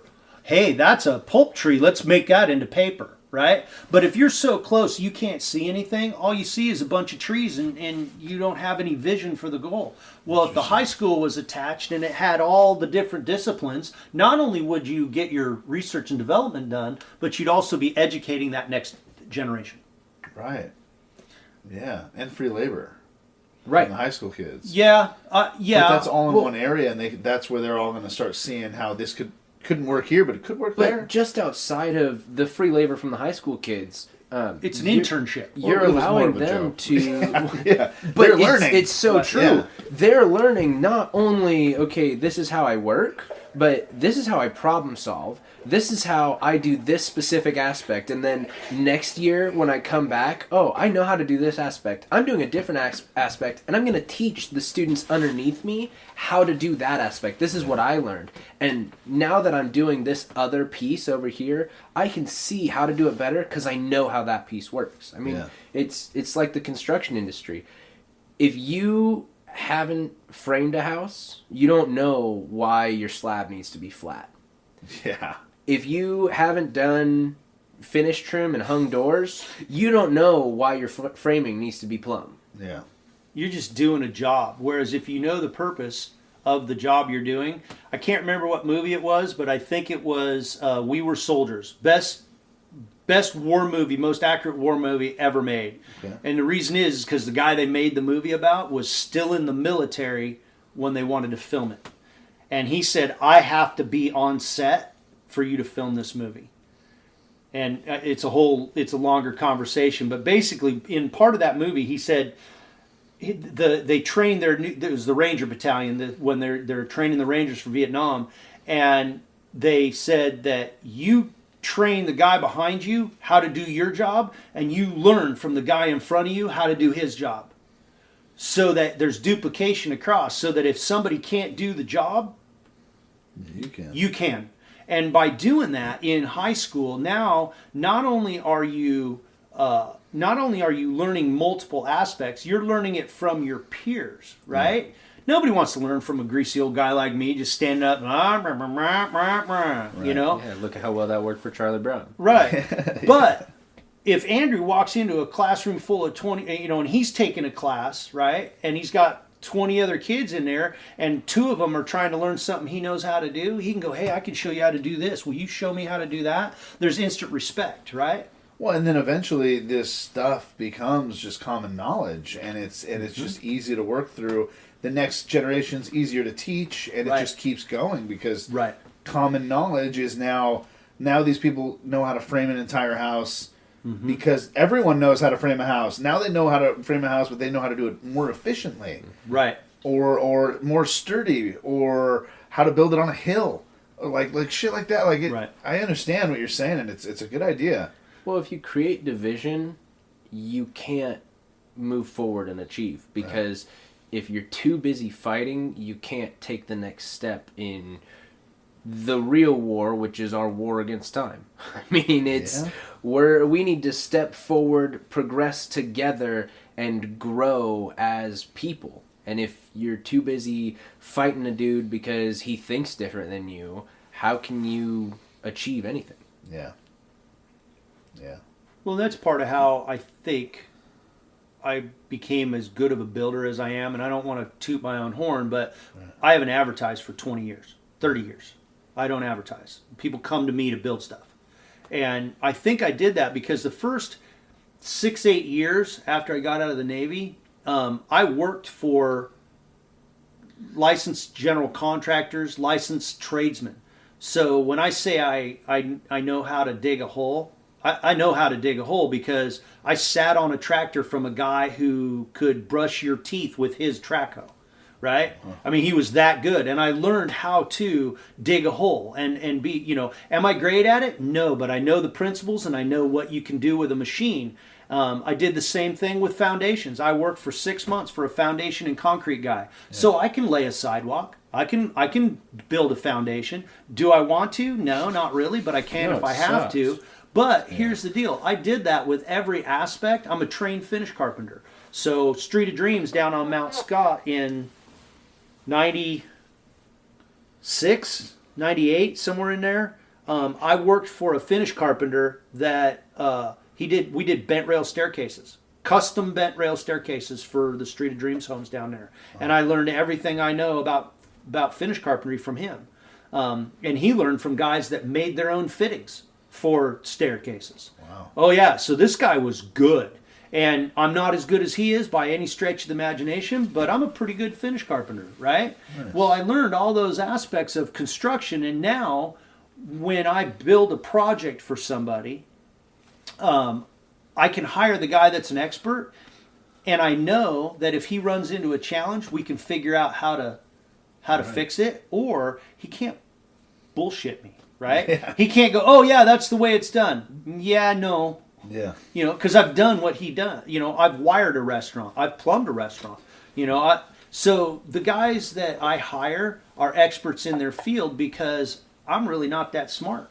I just know a lot of smart people. And so consequently, I can get a lot of stuff done. And I tell people I can build a balsa wood airplane in your basement with your 12-year-old because I was a scoutmaster for 5 years. Yeah. I can also build you an international airport in Bolivia because I know the contractors to do it, right? And so it just depends on what you want to get done, And that's why I'm looking at this event we're going to do on Labor Day, Labor Day. What an exciting event! We get to put something together that's never been done before. Yeah. You're taking multiple disciplines of activities and you're putting them in a cohesive group, and now you're inviting the public to come and see how awesome life can be. Whether it's a strongman competition or beating on somebody with a rattan stick or a metal sword. Whether you're doing, we've got a pottery guy coming, we've got a forging guy coming, we're looking at a leather worker. We got musicians. We're going to have a party for 3 days, man. It's going to be a lot of fun. Cool. Am I going to learn some? Absolutely, because I'm going to go and watch these guys. I've never done leather work before. Yeah. I'm going to go watch him make leather stuff. I'm just excited about that. That's one of the things I want to learn how to do. Right. So why not put a group of people that love doing what they're doing? Because you can't tell me that some leather worker that hates what he's doing is going to come and spend a holiday weekend at an event making leather. Yeah. No. He's going to be there because he loves doing what he's doing, and that means he's probably pretty good at it. Yeah. And so we're going to get the benefit of getting to watch him do it and maybe learn a couple of things. Well, you watch him at a couple 5 events, you're all of a sudden going to be able to start making some leather stuff, right? Yeah. You didn't pay for college, but you came and took a couple of classes. You came and saw an event. Well, now, if you know how to work leather, I'm sure you could fix some upholstery, right, in your car. You could look at all the cross things that you can do with that. And we taught that to Andrew when he was going through his merit badge thing for his Eagle Scout, because he's an Eagle Scout. And nice. He got his first badge, and he didn't know what the hell he was doing. And we walked through each individual task that you had to do before you got your badge. And he got that badge, and then we moved on to the next badge, and it's another set of tasks. And he goes, well, I don't know how to do any of that stuff. And I go, what? He goes, well, I don't know how to do any about that stuff. And I go, well, what did you do for your first badge? And he goes, well, I did this. And I go, oh, you mean kind of like this little third task on your next badge? And he goes, yeah. And I said, exactly. Because really, there's only 2 of those 10 things you have to do for your next badge. There's only 2 new ones. Yeah. And he goes, oh. And after that, he was knocking them out. Why? Because he used what he learned before to learn a new skill, right? Because it's all the same. And again, it goes back to that first conversation we had about when you have a system that works, just keep using the same system like God did. We all breathe the same. You know, some of us are big, some of us are small, some of us are men, some of us are women, but we all breathe. There's all the same parts in the system. Well, when you're doing a merit badge, there's all the same parts. It's just maybe a little different. So learn to adapt, learn to overcome, learn to be creative in how you're using a piece of knowledge to make the next thing. Yeah. That's right? cool, man. Yeah. So, and that's what I think we'll do with this festival event. You're going to do a psychotic strength thing in February, right? Right. What an awesome event. We're going to take what we learned there and we're going to make it better, not for us, because I can go out and pay people. I can go call a leather worker and go, oh yeah, hey, can I come watch you build leather? Yeah, sure. I can go to Tandy and I can get a list of 100 different people that do leather. But nobody else, well, you could do that if you wanted to, but if we learn how to do these events, not for us to learn new things, but for other people to have the opportunity to come and learn things, what a great thing. And then we take that and we build a better thing for people to come and see. So we're doing it for them, not really for us. I mean, we're going to have a good time, don't get me wrong. Well, to be fair, I really was like, the first thought of this expo that I do is I was just like, this stuff's cool. That's cool. That's cool. Like, I'll just do it all at once. You know, I'll just put everything in one place that I find super fucking cool. Right. Because everybody else finds it cool too. Like, and we can all just watch it. You know, we all hang out and do it. Right. So that's the thing, man, is there's so much that's really cool to do, to learn, to be a part of. And there's just not enough places where people can go and get some hands-on either training or just the place to do it. Right. Or the tools to do it. Yeah. What I do or in construction, dude, you know what it costs to be in business to do what I do? I mean, you can't buy a piece of equipment for under 10 grand now. I have 3. Yeah. Are they old? Yes. Do they start? Yes. Yeah. But you can't just go out, you know, it's funny, every time the building industry starts going north, you start seeing all the jacked up, lifted, brand new Ford F-250s at Home Depot with big rim tires and brand new paint jobs, and because somebody just quit their job because they're good at what they do and they went out and got in business and now they're going to be a contractor. Yeah. For about 2 years. For about 2 years. For about 2 years, and and then they're all their done. Shit Yep. Then I get to buy it all at a discount. Right. You know, and so again, with what we're doing, if we take our, I don't want to say our profits, but yeah, our profits, and we build a better facility so that next year people can come back and learn something else or learn more about the thing they learned last year. I mean, I don't see any better way to serve my fellow human being than to offer them up a place where they don't have to buy all the punches. And if they really like doing it, yeah, we can get them some punches or get them a better price on leather, or we're using leather as an example. Yeah. Better, or make a class that's permanent. So that as part of the guild, you could go into a location that you like, a clubhouse. I can go to the leather clubhouse. Whatever. I mean, we got clubhouses for what? Is there any clubhouses anymore? There's golf. Gyms and golf. Yeah. But what do you learn playing golf? There's a lot of money made on a golf course, right? Yeah.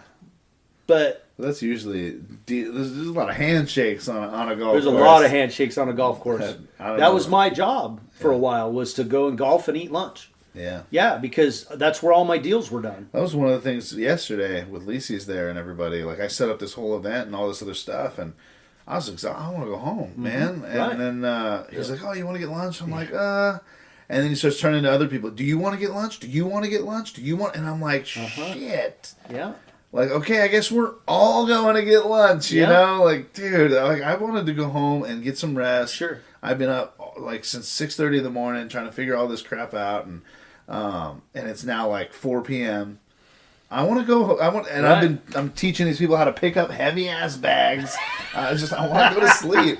But I got to be there. Right. I got to shake the hands, make the business happen, right? And it was cool because you get to, now everybody's sitting, relaxing, talking about their dreams, their goals, what they've done, where they've been. That's when the growth happens. It's all collaboration and all that stuff, and you got to be a part of that. You got to. Well, and that's the most important thing. You're going to notice that with your psychotic strength, and especially with this festival we're going to do. During the day, when everybody's running around, you're doing festival, right? You got the public there, you're doing your events, you're doing all that. But afterwards, in the tent, right, in the big tent we're going to build, we're going to be having coffee, we're going to be having a beer, we're going to be having a little bit of meal, and you're going to talk about, wow, that was cool. We should figure out how to do that better next year. Yeah. Or, wow, that really sucked. We need to remove that from our list next year. Yeah. But if you don't ever have that conversation with the people who are participating in your activity, you'll never improve your activity. Yeah. Right?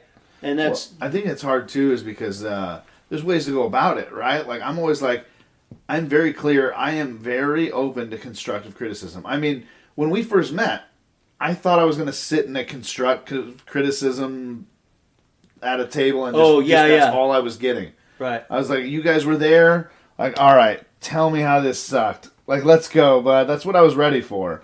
I'm always ready for that, and you should be, right? But there's also a way to do it where, like, you don't need to come up and just be like, hey, this sucked, blah, blah, blah. And I'm just like, you don't even understand what this took to do. As much as you say it sucked, this was a year of planning, right? Tons of money put into it. Like, this was so hard, and just the fact that it happened for me last year was amazing. Win. Yeah, it was a win for me. So if you could fuck off, there was a lot that could have been better. Like, there was also a lot that I tried to do that just wasn't feasible, or we just weren't able because of the county, or like there's so many obstacles with every single one of these events we have. There is like 30 obstacles to jump through for each of these things. And we're having like 6 all at one place, right? So not only that, but everything has its own obstacles, its own funding, its own thing. Then now we got to figure out, how is this cohesive? Like, what can we put together from each thing that makes this worth it for the other thing to make it happen? And maybe not step on each other's toes for it either. It is. Woo. Well, and it is a lot of work, and this is why you really have to be careful with who you listen to and who you get input that you listen to. Have you ever gone crabbing? No. You've never gone crabbing? Nope. Okay, so when you go crabbing, you drop the net over the deal, and they crawl in the net, and you haul them all up, and then you got to take them out of the net, and you put them in a bucket, right? Yeah. If you put one crab in a bucket, he will actually figure out how to stretch out, grab hold of the top of the bucket, and crawl out of the bucket. Yeah. You cannot keep one crab in a bucket. You know how you keep him in the bucket? No. Add another crab. Is they're gonna fight over it or what? Because every time one crab starts to reach for the surface and starts to move up, the other crab will grab hold of him and pull him back down. Trying to, really? It's like can't save a drowning man from the front because he'll try to drown you also. Yeah. Right? And so you have to approach a drowning man from behind and grab him around to where he can't get on top of you and drown you, because most people are drowning. Yeah. And so what you have to do is surround yourself with people who aren't willing to drown. Right? Surround yourself with people who are trying to get out of the bucket and they're not willing to take you down with them to keep into the bucket. And then as a team, you crawl yourself out of the bucket. Well, that's the part of this festival as well, the Warrior Expo thing, is this year I would like to be a part of it, not just stuck everywhere I'm at because I got to fix this or I got to do this or whatever. I want to be mobile, right? So the Strongman show I won't be mobile for, right? I'm running that. You're running that. That's the thing. But for the rest of this, I want to see it. Right. I don't want to be a cog in making sure that it like is running well. I want it to run well because I have the teams and the people in place to make it happen. I've come to the not a realization. I've known this and I've been trying, but it's not easy to find the team. Right. The team of people that we can be like, hey, I did this and I did this and I did this, and so it's gonna work.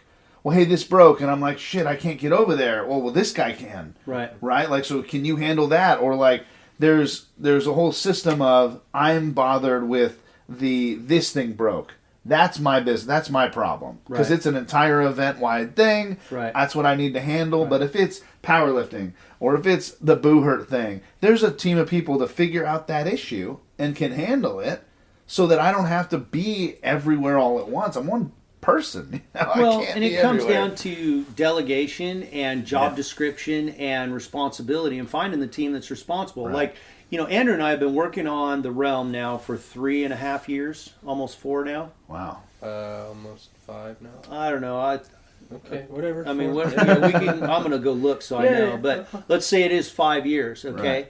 Right. And we've had this concept, and it's done nothing but grow. Yeah. The biggest thing we have is the finances, right? Yeah, because to build what we want to build is a multi-million-dollar facility. Yeah. And so to do that is going to require some pretty serious lifting of the quarters, right? Yeah. And so, but we know we have a good idea because one of the guys who does feasibility studies for the entertainment industry, his dad designed Disneyland and Magic Mountain and Disney World and the World's Fair. That's who this guy is. Did the feasibility He did the feasibility studies for Walt Disney and for the groups that do that. Yeah. And he spent quite a bit of time, no money. He thought our idea was good enough that he was willing to spend his time on Zoom calls to help us with our narrative and our plan. And we are now at the point where we have to pay for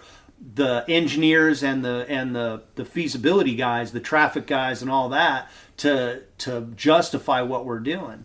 And that costs money, right? Yeah. And the other way to do this is the way that Andrew and I finally figured out to do it. It's the slow way, but it's also the right way, okay?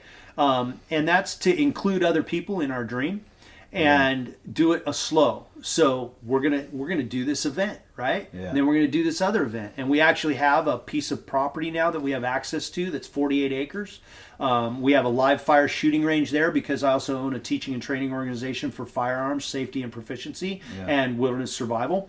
And so we have access to a piece of property now that we can start doing multiple events on, and kind of grow our little piece there. And then eventually that'll move into a piece that we own. And then eventually we'll go into the 250 acre park. So because yes, we love the medieval fantasy fiction. That's our genre of fantasy that we really Lord of the Rings and the Sword of Shannara and some other stuff. But the Realm is about learning and being in essentially a fantasy world that it's okay to fail, because in our world it's so looked down upon to fail that it's stifling. You can't grow, you can't try new things, because what if I'm bad at it?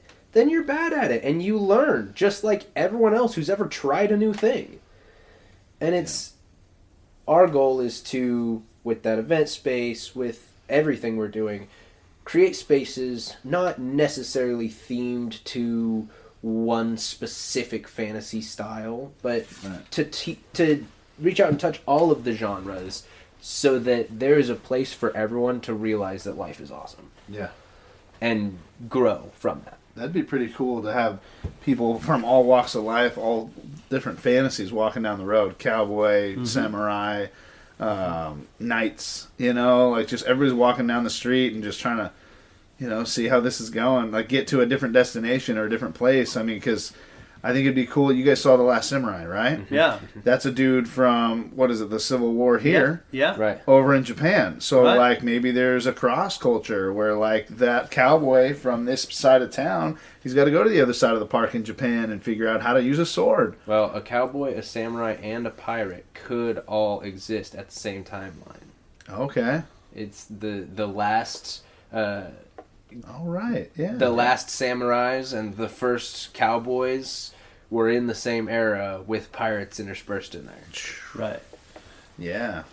And no matter what your storyline is, you could be a part of, Right. But it all comes down to the same thing. And since we just watched The Last Samurai, it's kind of fresh in my mind.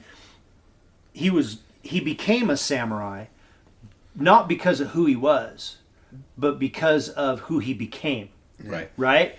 He loved life, right? He didn't like life because of what he had to do, but he became he came to the point where he loved life, and he studied and worked hard to become what this group of men wanted to become, and that was samurais.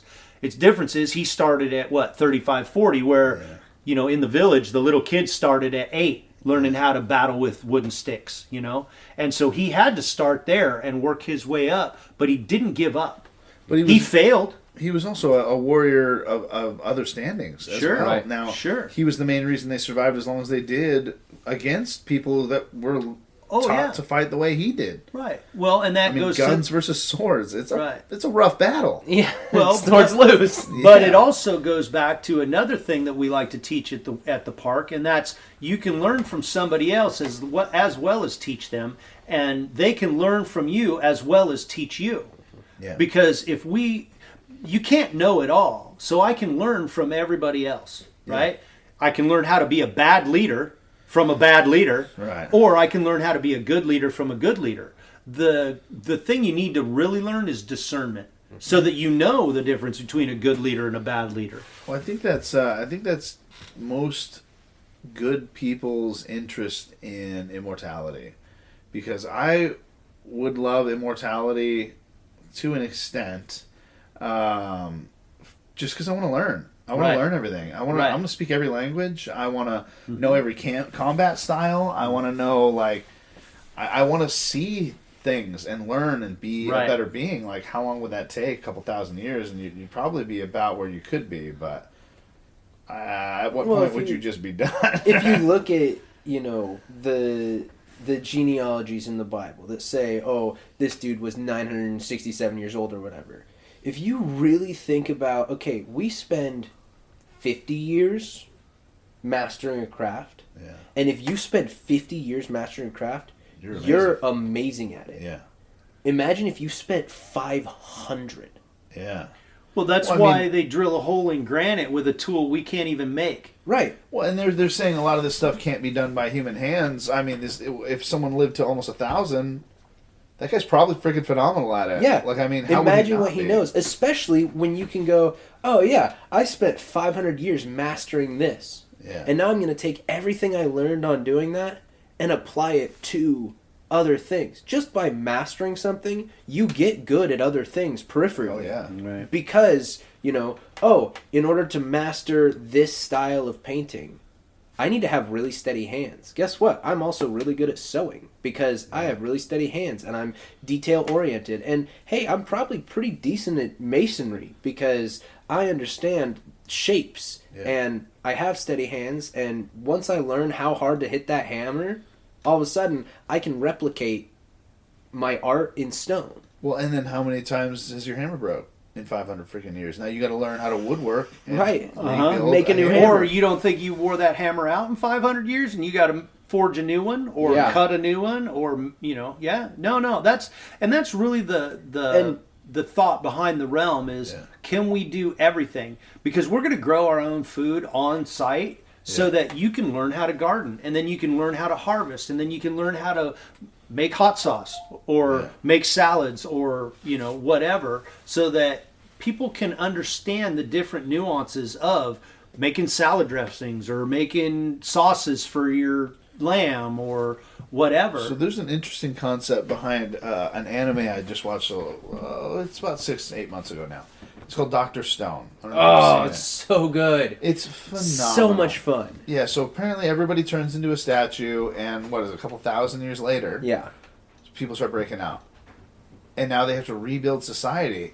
Well, this dude is a genius. He's a kid genius. Mm-hmm. But he goes back to like, oh man, I want a Coke, right? Was one of the big things. I want a Coca-Cola. Right.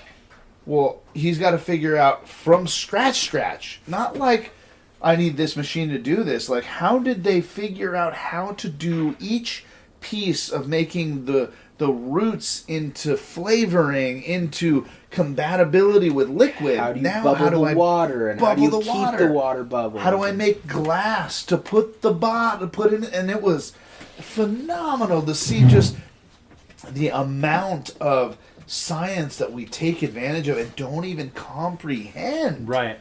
Like, imagine he made gunpowder, and he's like trying to figure out what actual elements go into what makes a boom, and what makes a boom correctly. That's the big thing, yeah. Right? Like, it's so and how much much of it do you need? Because that's the other thing is we live in what we assume is the most advanced age that we've seen.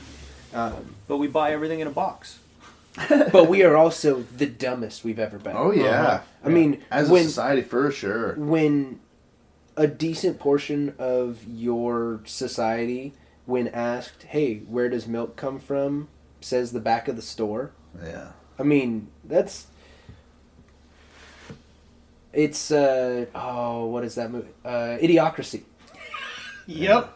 Well, it's because Gatorade has everything plants need, electrolytes and whatever. Well, you're so advanced, you're so reliant on AI doing things for you. What's or already been made. Yeah. Stuff that's already made, Oh, I can use this computer to automate this thing, or I can use this machine that I bought to automate this thing. There's no handcrafting and there's no understanding of how does that machine work? I mean, everything's so advanced now, you can't even fix it. We're a microwave society that, I just bought this new tool that's got 7,000 wires in it, and one of them's broken. Well, it was only $100. I'm going to throw it away and get a new one. Yeah. That's something that my dad is a tool and die maker. He actually was, the governor signed him out of Vietnam because his job was to keep the machines running that made the 50 caliber links for the bullets, right? Wow. And his job, he made the links too, but his job was to keep the machines running. And the governor said, yeah, we can't send him overseas. So he got out of that. So he's been a tool and die maker since, the late 60s. And he works in the 4th decimal place. And so when the company he worked for built parts or came up with, he did medical research and aeronautical research, they would draw a part and they would bring it to him and go, make this. His job was to make it on a hand lathe and on a hand mill, not a computer-driven one. Right. And he said when they hired people, it was amazing. These kids coming out of school, he goes, they don't know how to operate anything. They know how to push a button. They don't know why they're pushing the button. They don't know what the button does. Or the guys that program them, he goes, they don't know how to make them work. They can't come out here and cut these parts. Yeah. And he said, unless you know how to do both, he goes, you can't be in this industry. Yeah. You can make parts, but you can't further the industry. And that's, again, our goal with the realm. Help everybody learn how the industry works so that now you can, yes, make parts, but you can further the industry. You can help society advance. Hey, if we're doing this, can't we do this? Yeah. But if you don't know how things work, that's the thing behind an escape room, and that's what makes a good escape room solver, is if you understand how things work, you can make these puzzles work and get out of the rooms. Yeah. I mean, anymore it's a lot of them are just a combination lock or a directional lock. They're dumb, but and a lot of it's the same because there's no one's advancement. advancing the industry. Right. Yeah.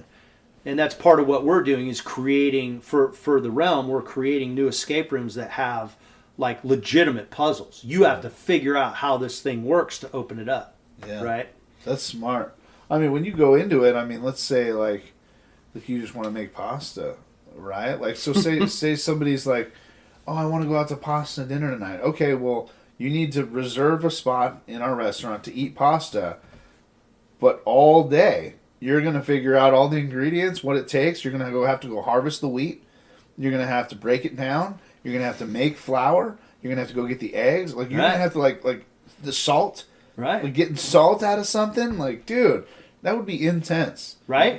That would be amazing. It would be amazing. Yeah. The amount that people would pay for the experience of doing that. I mean, and some people might go, wow, this was a lot of work and I hated it. And some people might go, wow, this is super cool. I know how to make pasta now and it was amazing. And so I'm going to at home bake a whole bunch of pasta and sell it at a farmer's market. Well, and pasta's like the simplest thing. How many people know how to actually make pasta?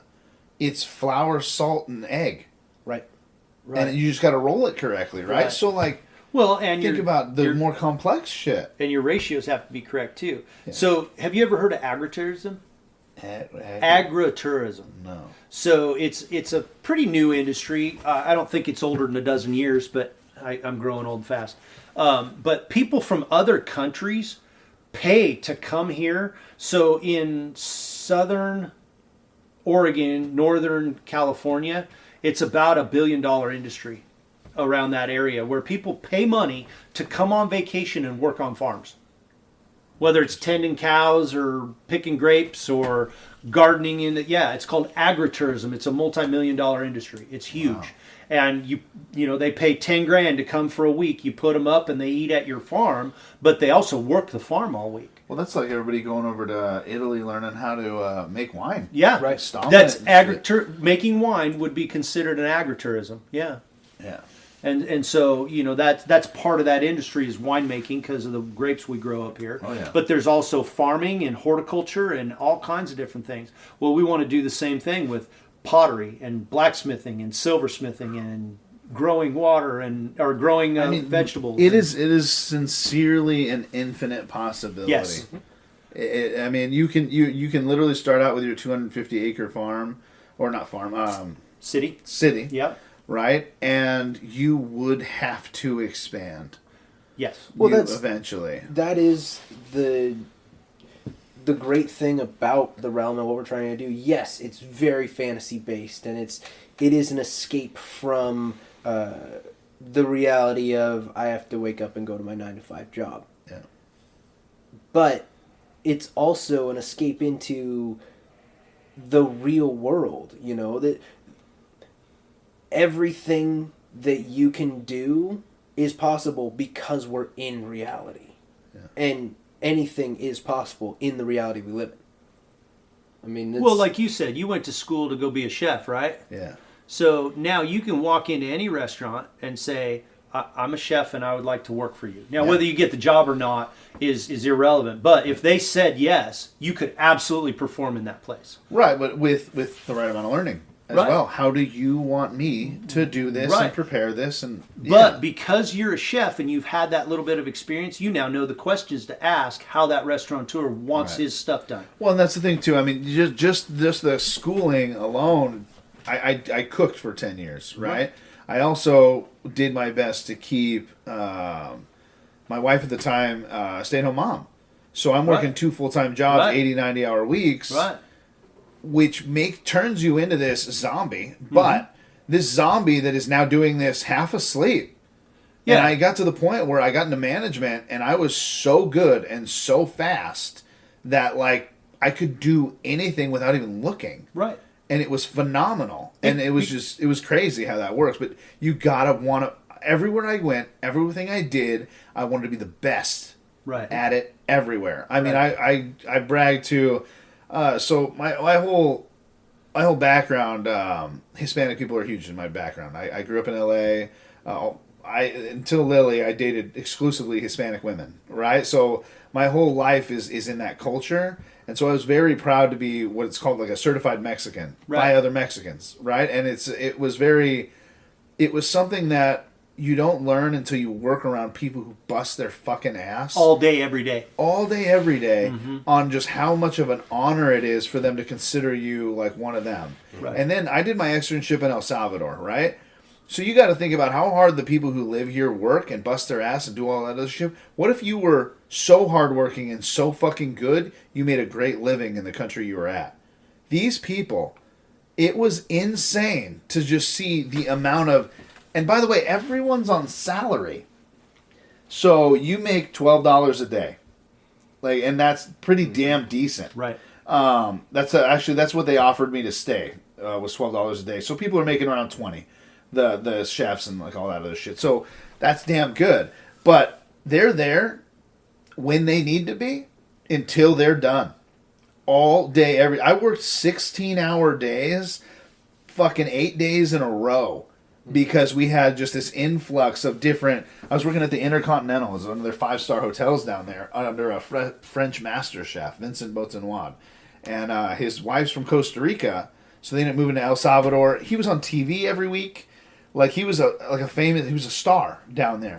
And I got to work under him. And in the kitchen, though, he had 6 restaurants in one hotel. And they're all running not just banquets, but all the different restaurants. It was fucking crazy to see how hard these guys are working. Not only they're working great, but the efficiency. I've never seen it again in the U.S. in my life. So every hour, there was a dude whose job was the floor. And I'm like, what do you do? He's like, the floor. I'm like, what the fuck are you talking about, dude? You got a chef. What else do you do? So this dude sweeps the entire kitchen for a fucking hour. Then he goes through and mops it. And then he goes through and sweeps it. So for fucking all day, all he does is sweep and he is not fucking around either. No, he's not pushing a broom. And you could eat off of that floor day. You could do that. And they taught me things that like just making some crazy shit out of crazy shit. Because they don't have tons of technology. You got a knife. You know what I mean? Like, you don't got, like sure, we got some mandolins and shit, but you want to cut something? There's a dude over there cutting fruit for 8 fucking hours. Like, and this man can peel a pineapple in 3 seconds. Right. It just snaps the top, boop, boop, boop, boop, boop, boop, done. I've seen some of those videos where these guys are processing either chicken or fruit or whatever, and it's like... There was a dude who lived in our fridge who was processing meat all fucking day. Right. He lived in the fridge.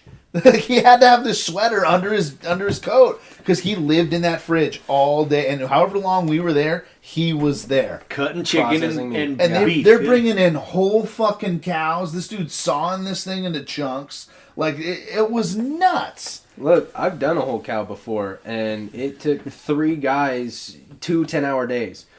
Yeah, it's not for the faint of heart. Yeah, I'll tell you what, that's crazy. It was crazy. The only thing I gotta say is, I ended up passing out in that kitchen. I cut a good chunk of my thumb off. I'm brand new to cooking at all, so my externship. This is right out of college, and I went down to a 5-star hotel. I'm trying to keep up with these fucking guys, right? So I'm like 8 hours in, chopping my 6th fucking case of carrots julienne, right? And I'm like, dude, you get good at chopping carrots after that. Jesus, dude, I came back and my knife skills were unmatched. But this was bell peppers I was cutting, and so I'm shoving this bell pepper through, and I'm tired, and I cut this whole chunk of my thumb off. I'm bleeding a lot. I got a sharp ass knife, right? You have to. Yeah. So the guy takes me over to the sink, and he's like, "Here, rinse it." And I'm like, okay, yeah. And he just holds me, and I'm like, well, hold on. Like, we need to stop this. And he's like, no, just rinse it till it stops bleeding. And I realized as we're going, like, I'm like, oh, shit. Like, I'm starting to get dizzy. And I pass out. And everybody's taking pictures. This is how white people work. Like, all this other shit. I'm getting so much shit for passing out. But, like, you don't put an open wound underwater. What the fuck, man? Like, you got to stop the bleeding. So their understanding of like that kind of shit. These men are cooks. Right. That is all they do, and that is all they understand. I also had a dude cut off from the knuckle a piece of his finger and put it on the flat top to cauterize it. He cauterized his fucking finger in the middle of service, wrapped it in paper towels and went back to cellophane, and finished the day. Yeah. Then he went back and had to have them cut off that piece he cauterized and put his finger back on. Throw it on ice, baby. He showed up 2 days later because the company forced him to take a day off. What? Yeah, the work habit definitely isn't here anymore, bro. right? You know, it was crazy. Yeah. I don't know how we got all into that, but yeah, so like, it's nuts. So getting so super good at a craft, I mean, you got to put in the hours, and right, it's the same thing. 10,000 10,000 hours. Yep. So what I ended up doing was working 2 full-time jobs and putting in that hours double every day. And what I did is I didn't have a day off, so I scheduled all 5 days offset. So I worked weekends on one and not weekends on the other. Or actually weekends I always worked. It was like either Monday, Tuesday, or Tuesday, Wednesday. So I had a half day off if I was lucky. All day, all fucking, for like 3 years. Right. It was insane. But you get into management and you start teaching people how to do things. It's also, again, that more little sayings, but learn one, do one, teach one, right? Right. I didn't get phenomenal. I was good at what I did my way. But teaching someone, like you're saying, teaching kids how to fucking create a fire, I had to learn 1,000 ways to do everything so that every fucking idiot I was next to could understand it. Because how many, you know how stupid people are?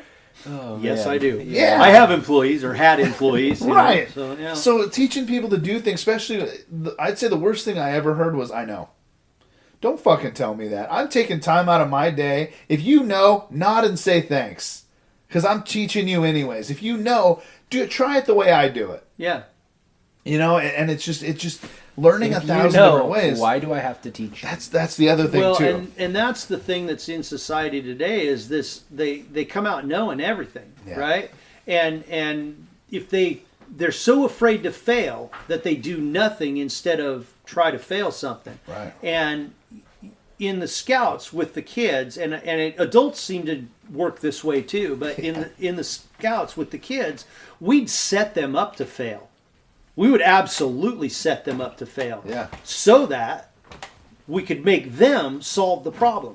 Yeah. Okay, you failed that. What went wrong? Yeah. You know, when they're building a bridge or tying a gurney or a ladder to get somewhere. Okay, what went wrong? What did you do wrong? And we'd make them fail. Did you ever do a tarp city? So that's what my scout leader called it, was a tarp city, right? So he put us out in the woods in the Northwest, Pacific Northwest. Mm-hmm. It's fucking pouring rain. Yeah. And we get a tarp and a backpack full of our shit. Oh, yeah. You don't have tents. No. Wilderness Survival Merit Badge. Right. Yeah. Heck yeah. So what we ended up having to do was we're tying tarps back and forth between trees, trying to feel like just be as dry as possible. Right. And the first thing he did was like, "Here's your rope, here's your tarp, go." Yep. And we're like, "What? Yeah. Like, what the fuck are you talking about?" So like, we did this whole thing, and it just fell, and it sucked, and we're soaked, and Yeah. we're pissed. All our shit is wet. Like, we're not having a good time at all. And it was a tarp, a rope, extra clothes, right? Like, so undies, socks, and all that Right, other shit, right. which he did let us keep in our packs to stay dry. Yeah.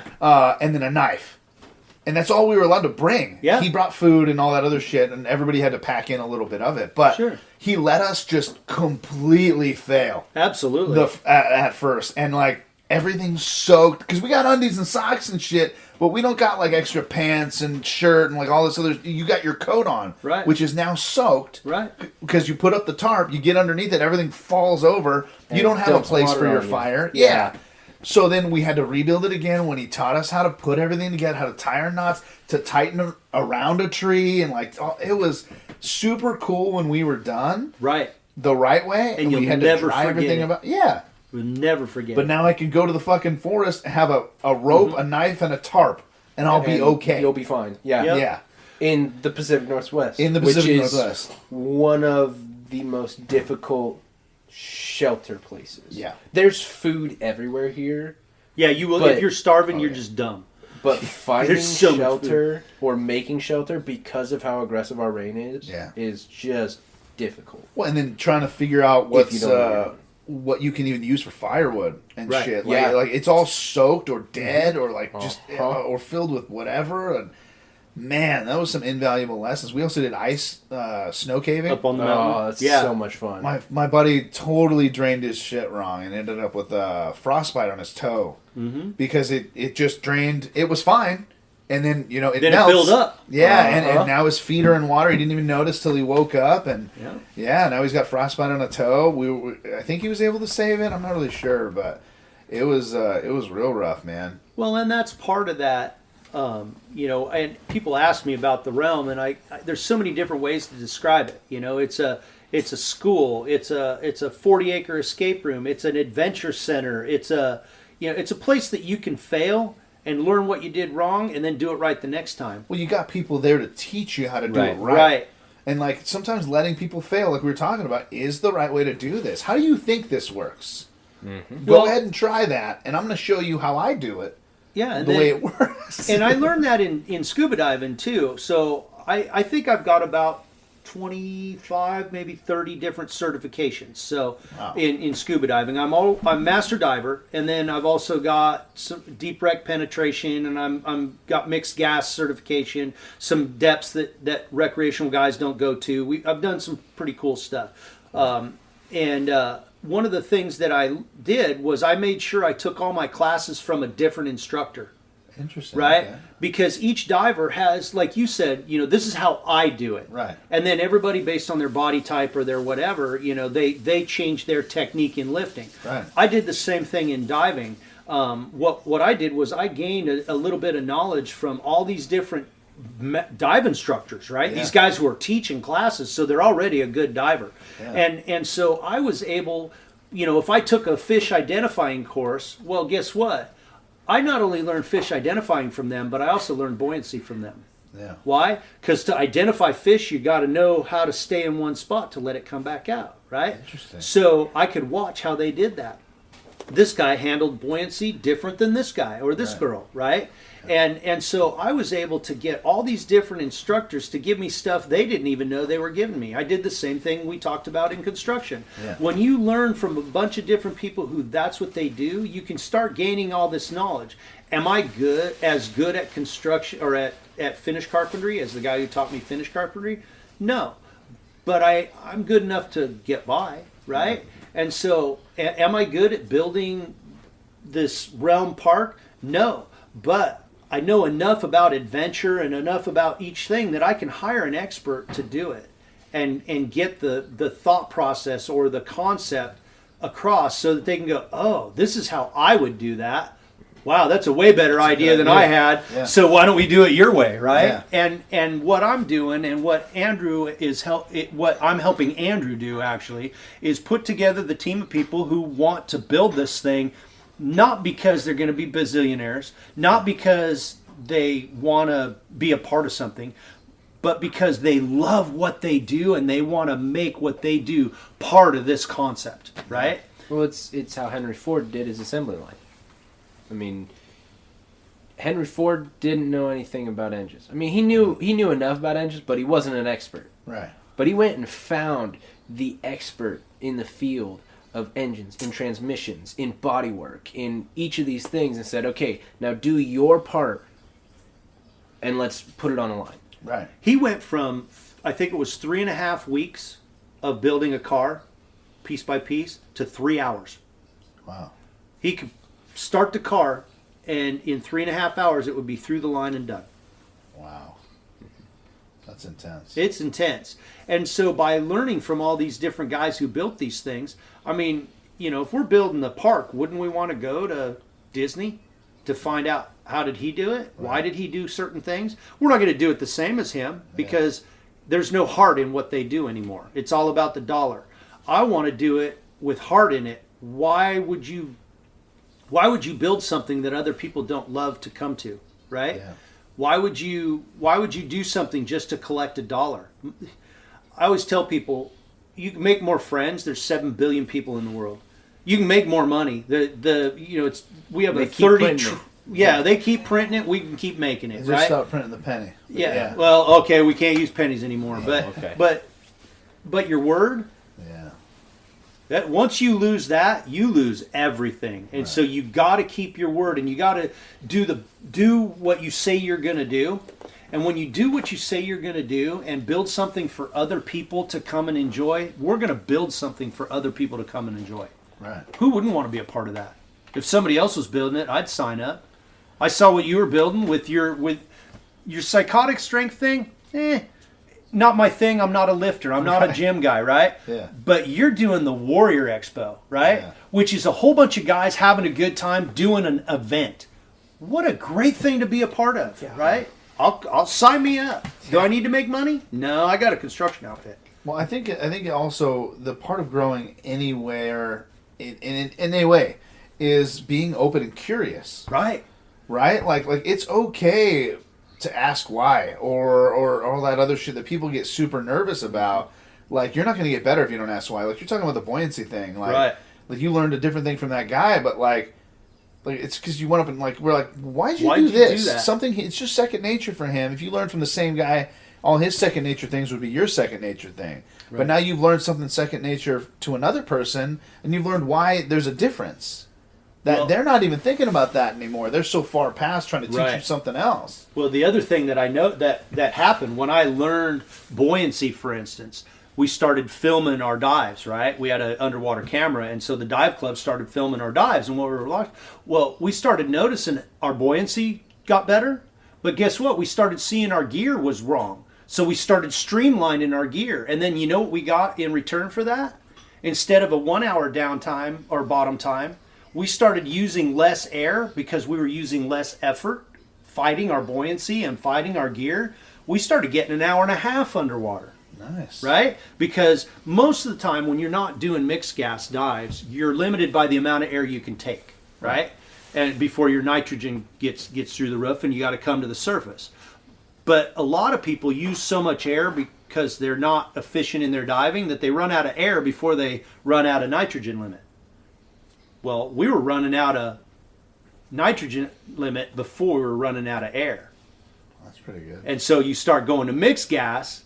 Now your nitrogen goes down and you can stay for even longer. I mean, that's what you're there for, is staying underwater for as long as you can to check out the stuff. Yeah. You know? Well, why do you go to Disneyland and you spend $1,000 on a day and you can stay there for half an hour, 40 minutes? I'm out of money. I got to go home tomorrow. Yeah. Well, if you can get in our park for $25, right? And you don't pay $50 for a chicken leg, you pay the $6 that it should cost. Yeah. The park's still making money, but now you can stay longer to see the cool stuff. Why? Because it's not about the money. It's about creating a space that people enjoy having. Yeah. We'll make the money. That's not an issue. You get enough people coming to this thing and the dollars add up. That's not the point. The point is you can meet it wherever you want. So if you're a rich guy, you can come and spend all the money you want. But if you're broke like me, you can come here and spend the whole day checking stuff out, being in the, go to the park, eat a sandwich, go to the little market and make your own sandwich, Go see a couple of shows that are street shows. Watch, like a festival or a fair or a, what do they call it? A farmer's market, right? Yeah. People go there, they don't spend any money. They just go and check stuff out and eat the samples, right? Yeah. But they have a good time. Why? Because they don't have money to buy that $50 a pound roast beef for that $30 scented candle. It's not that they don't want to, it's that they don't have the money. Well, I don't want to exclude those people from being able to learn. Mm-hmm. And so if we make it to where everybody can afford it at their place, well then they can come and do their thing with the amount of money they have and have the best time of their life. Right. Because there's some people who can't afford to go to Disneyland. Yeah. I don't know what you guys spent on... Well, 50% of the people that go to Disneyland can't afford it. They go into significant debt to go to Disneyland. Yeah, I don't want anybody going to debt to come to our park. Yeah. We have a place for you, and we have an adventure for you. And if you could take one of those things you learn and go back home and make some money, and come back and have a bigger vacation, good on you. And again, making people's lives better through education, through sharing, through knowledge. That's what life's all about. Be be a professional human being, right? Yeah. You know, so You can have roller coasters. A couple. couple. Can I tell them about the mountain? Yeah, go ahead. So one of the roller coasters is in the Dwarven Mountain, okay, and it's on our website.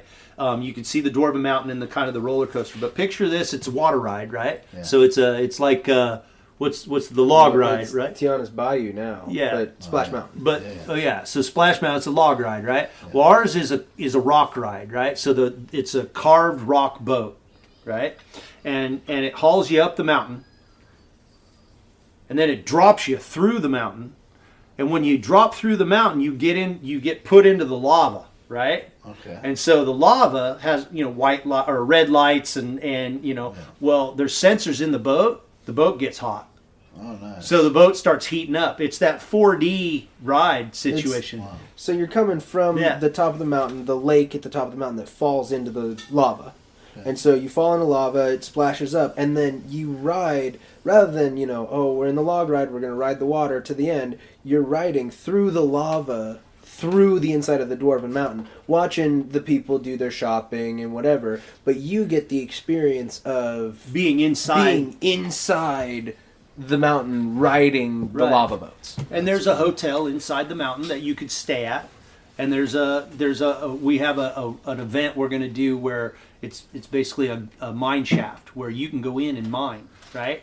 So there's things you can find and we'll put gunite on the wall, gemstones on the wall and that you get a pick. I mean, essentially liquid rock sprayed on the wall, tossed with gemstones, gold dust, that type of thing, and you take a pick and you hack at the wall and get the stuff out that you want to get out.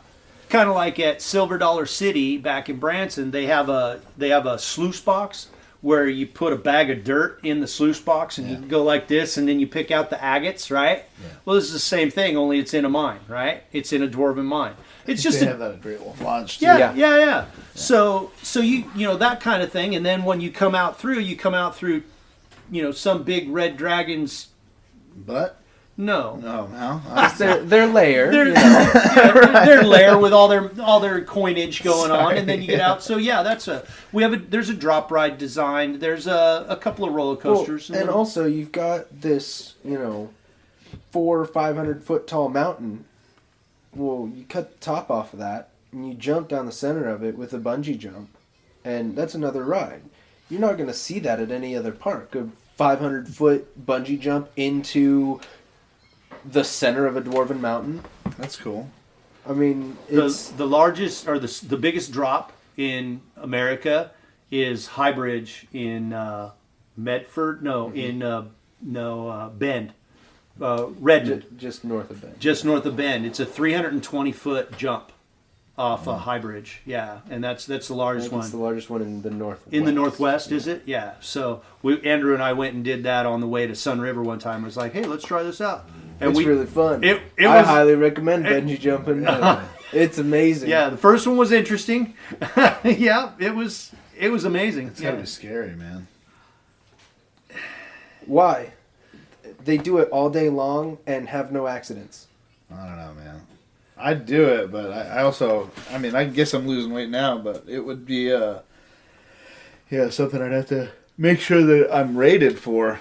They just want a really big rope, Yeah, they have different size ropes and stuff like that. So, again, it's things that you won't experience anywhere else. So, yeah, there's some rides. There's a water park at the bottom of the Elven Tree. There's a train that goes around the entire facility. And at night, it transfers to a sleeper car train. Yeah. And then you can stay on the train at night while it goes around.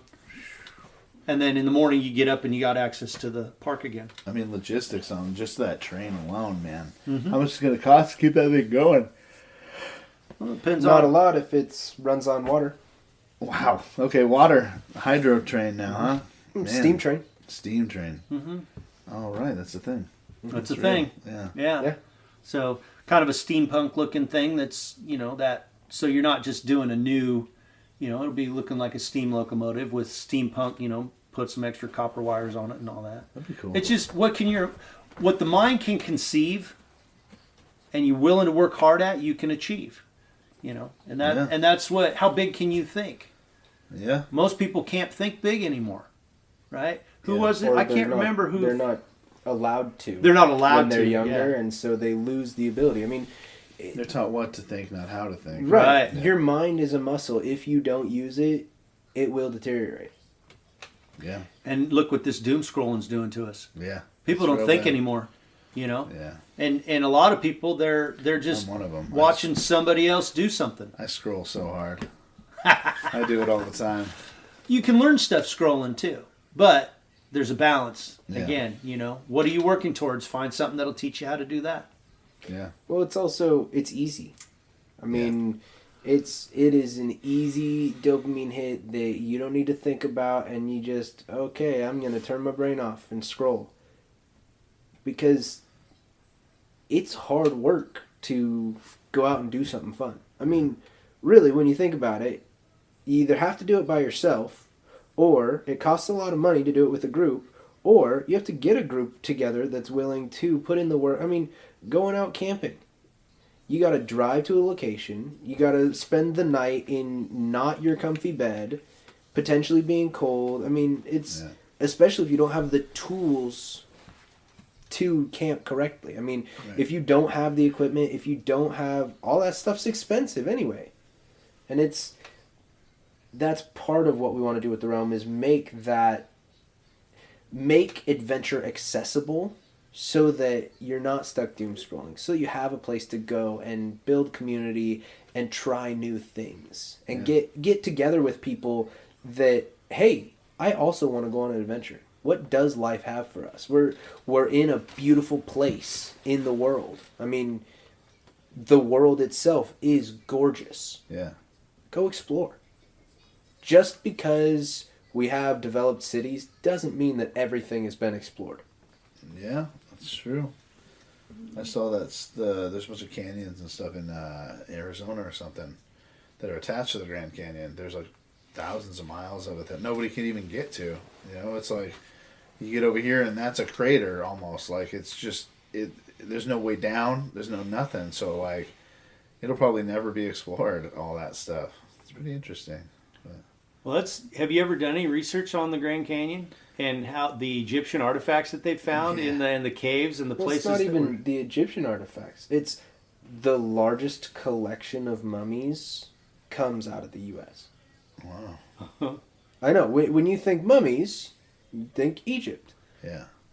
The largest collection of mummies, most of the world's mummies come out of the U.S. Interesting. And interred artifacts, that type of thing. They're all here. Well, you also have to think the U.S. is huge in comparison to Egypt. Yeah.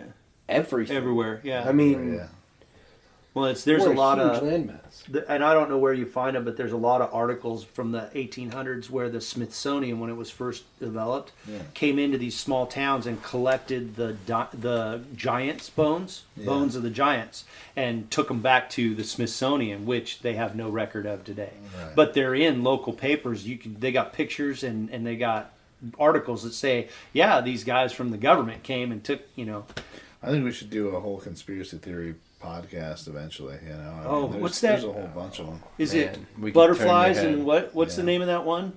Butterflies and Oh yeah. yeah, they do all conspiracy stuff. Yeah, they're really good. I watch them all the time. Yeah. That's a great podcast. Yeah.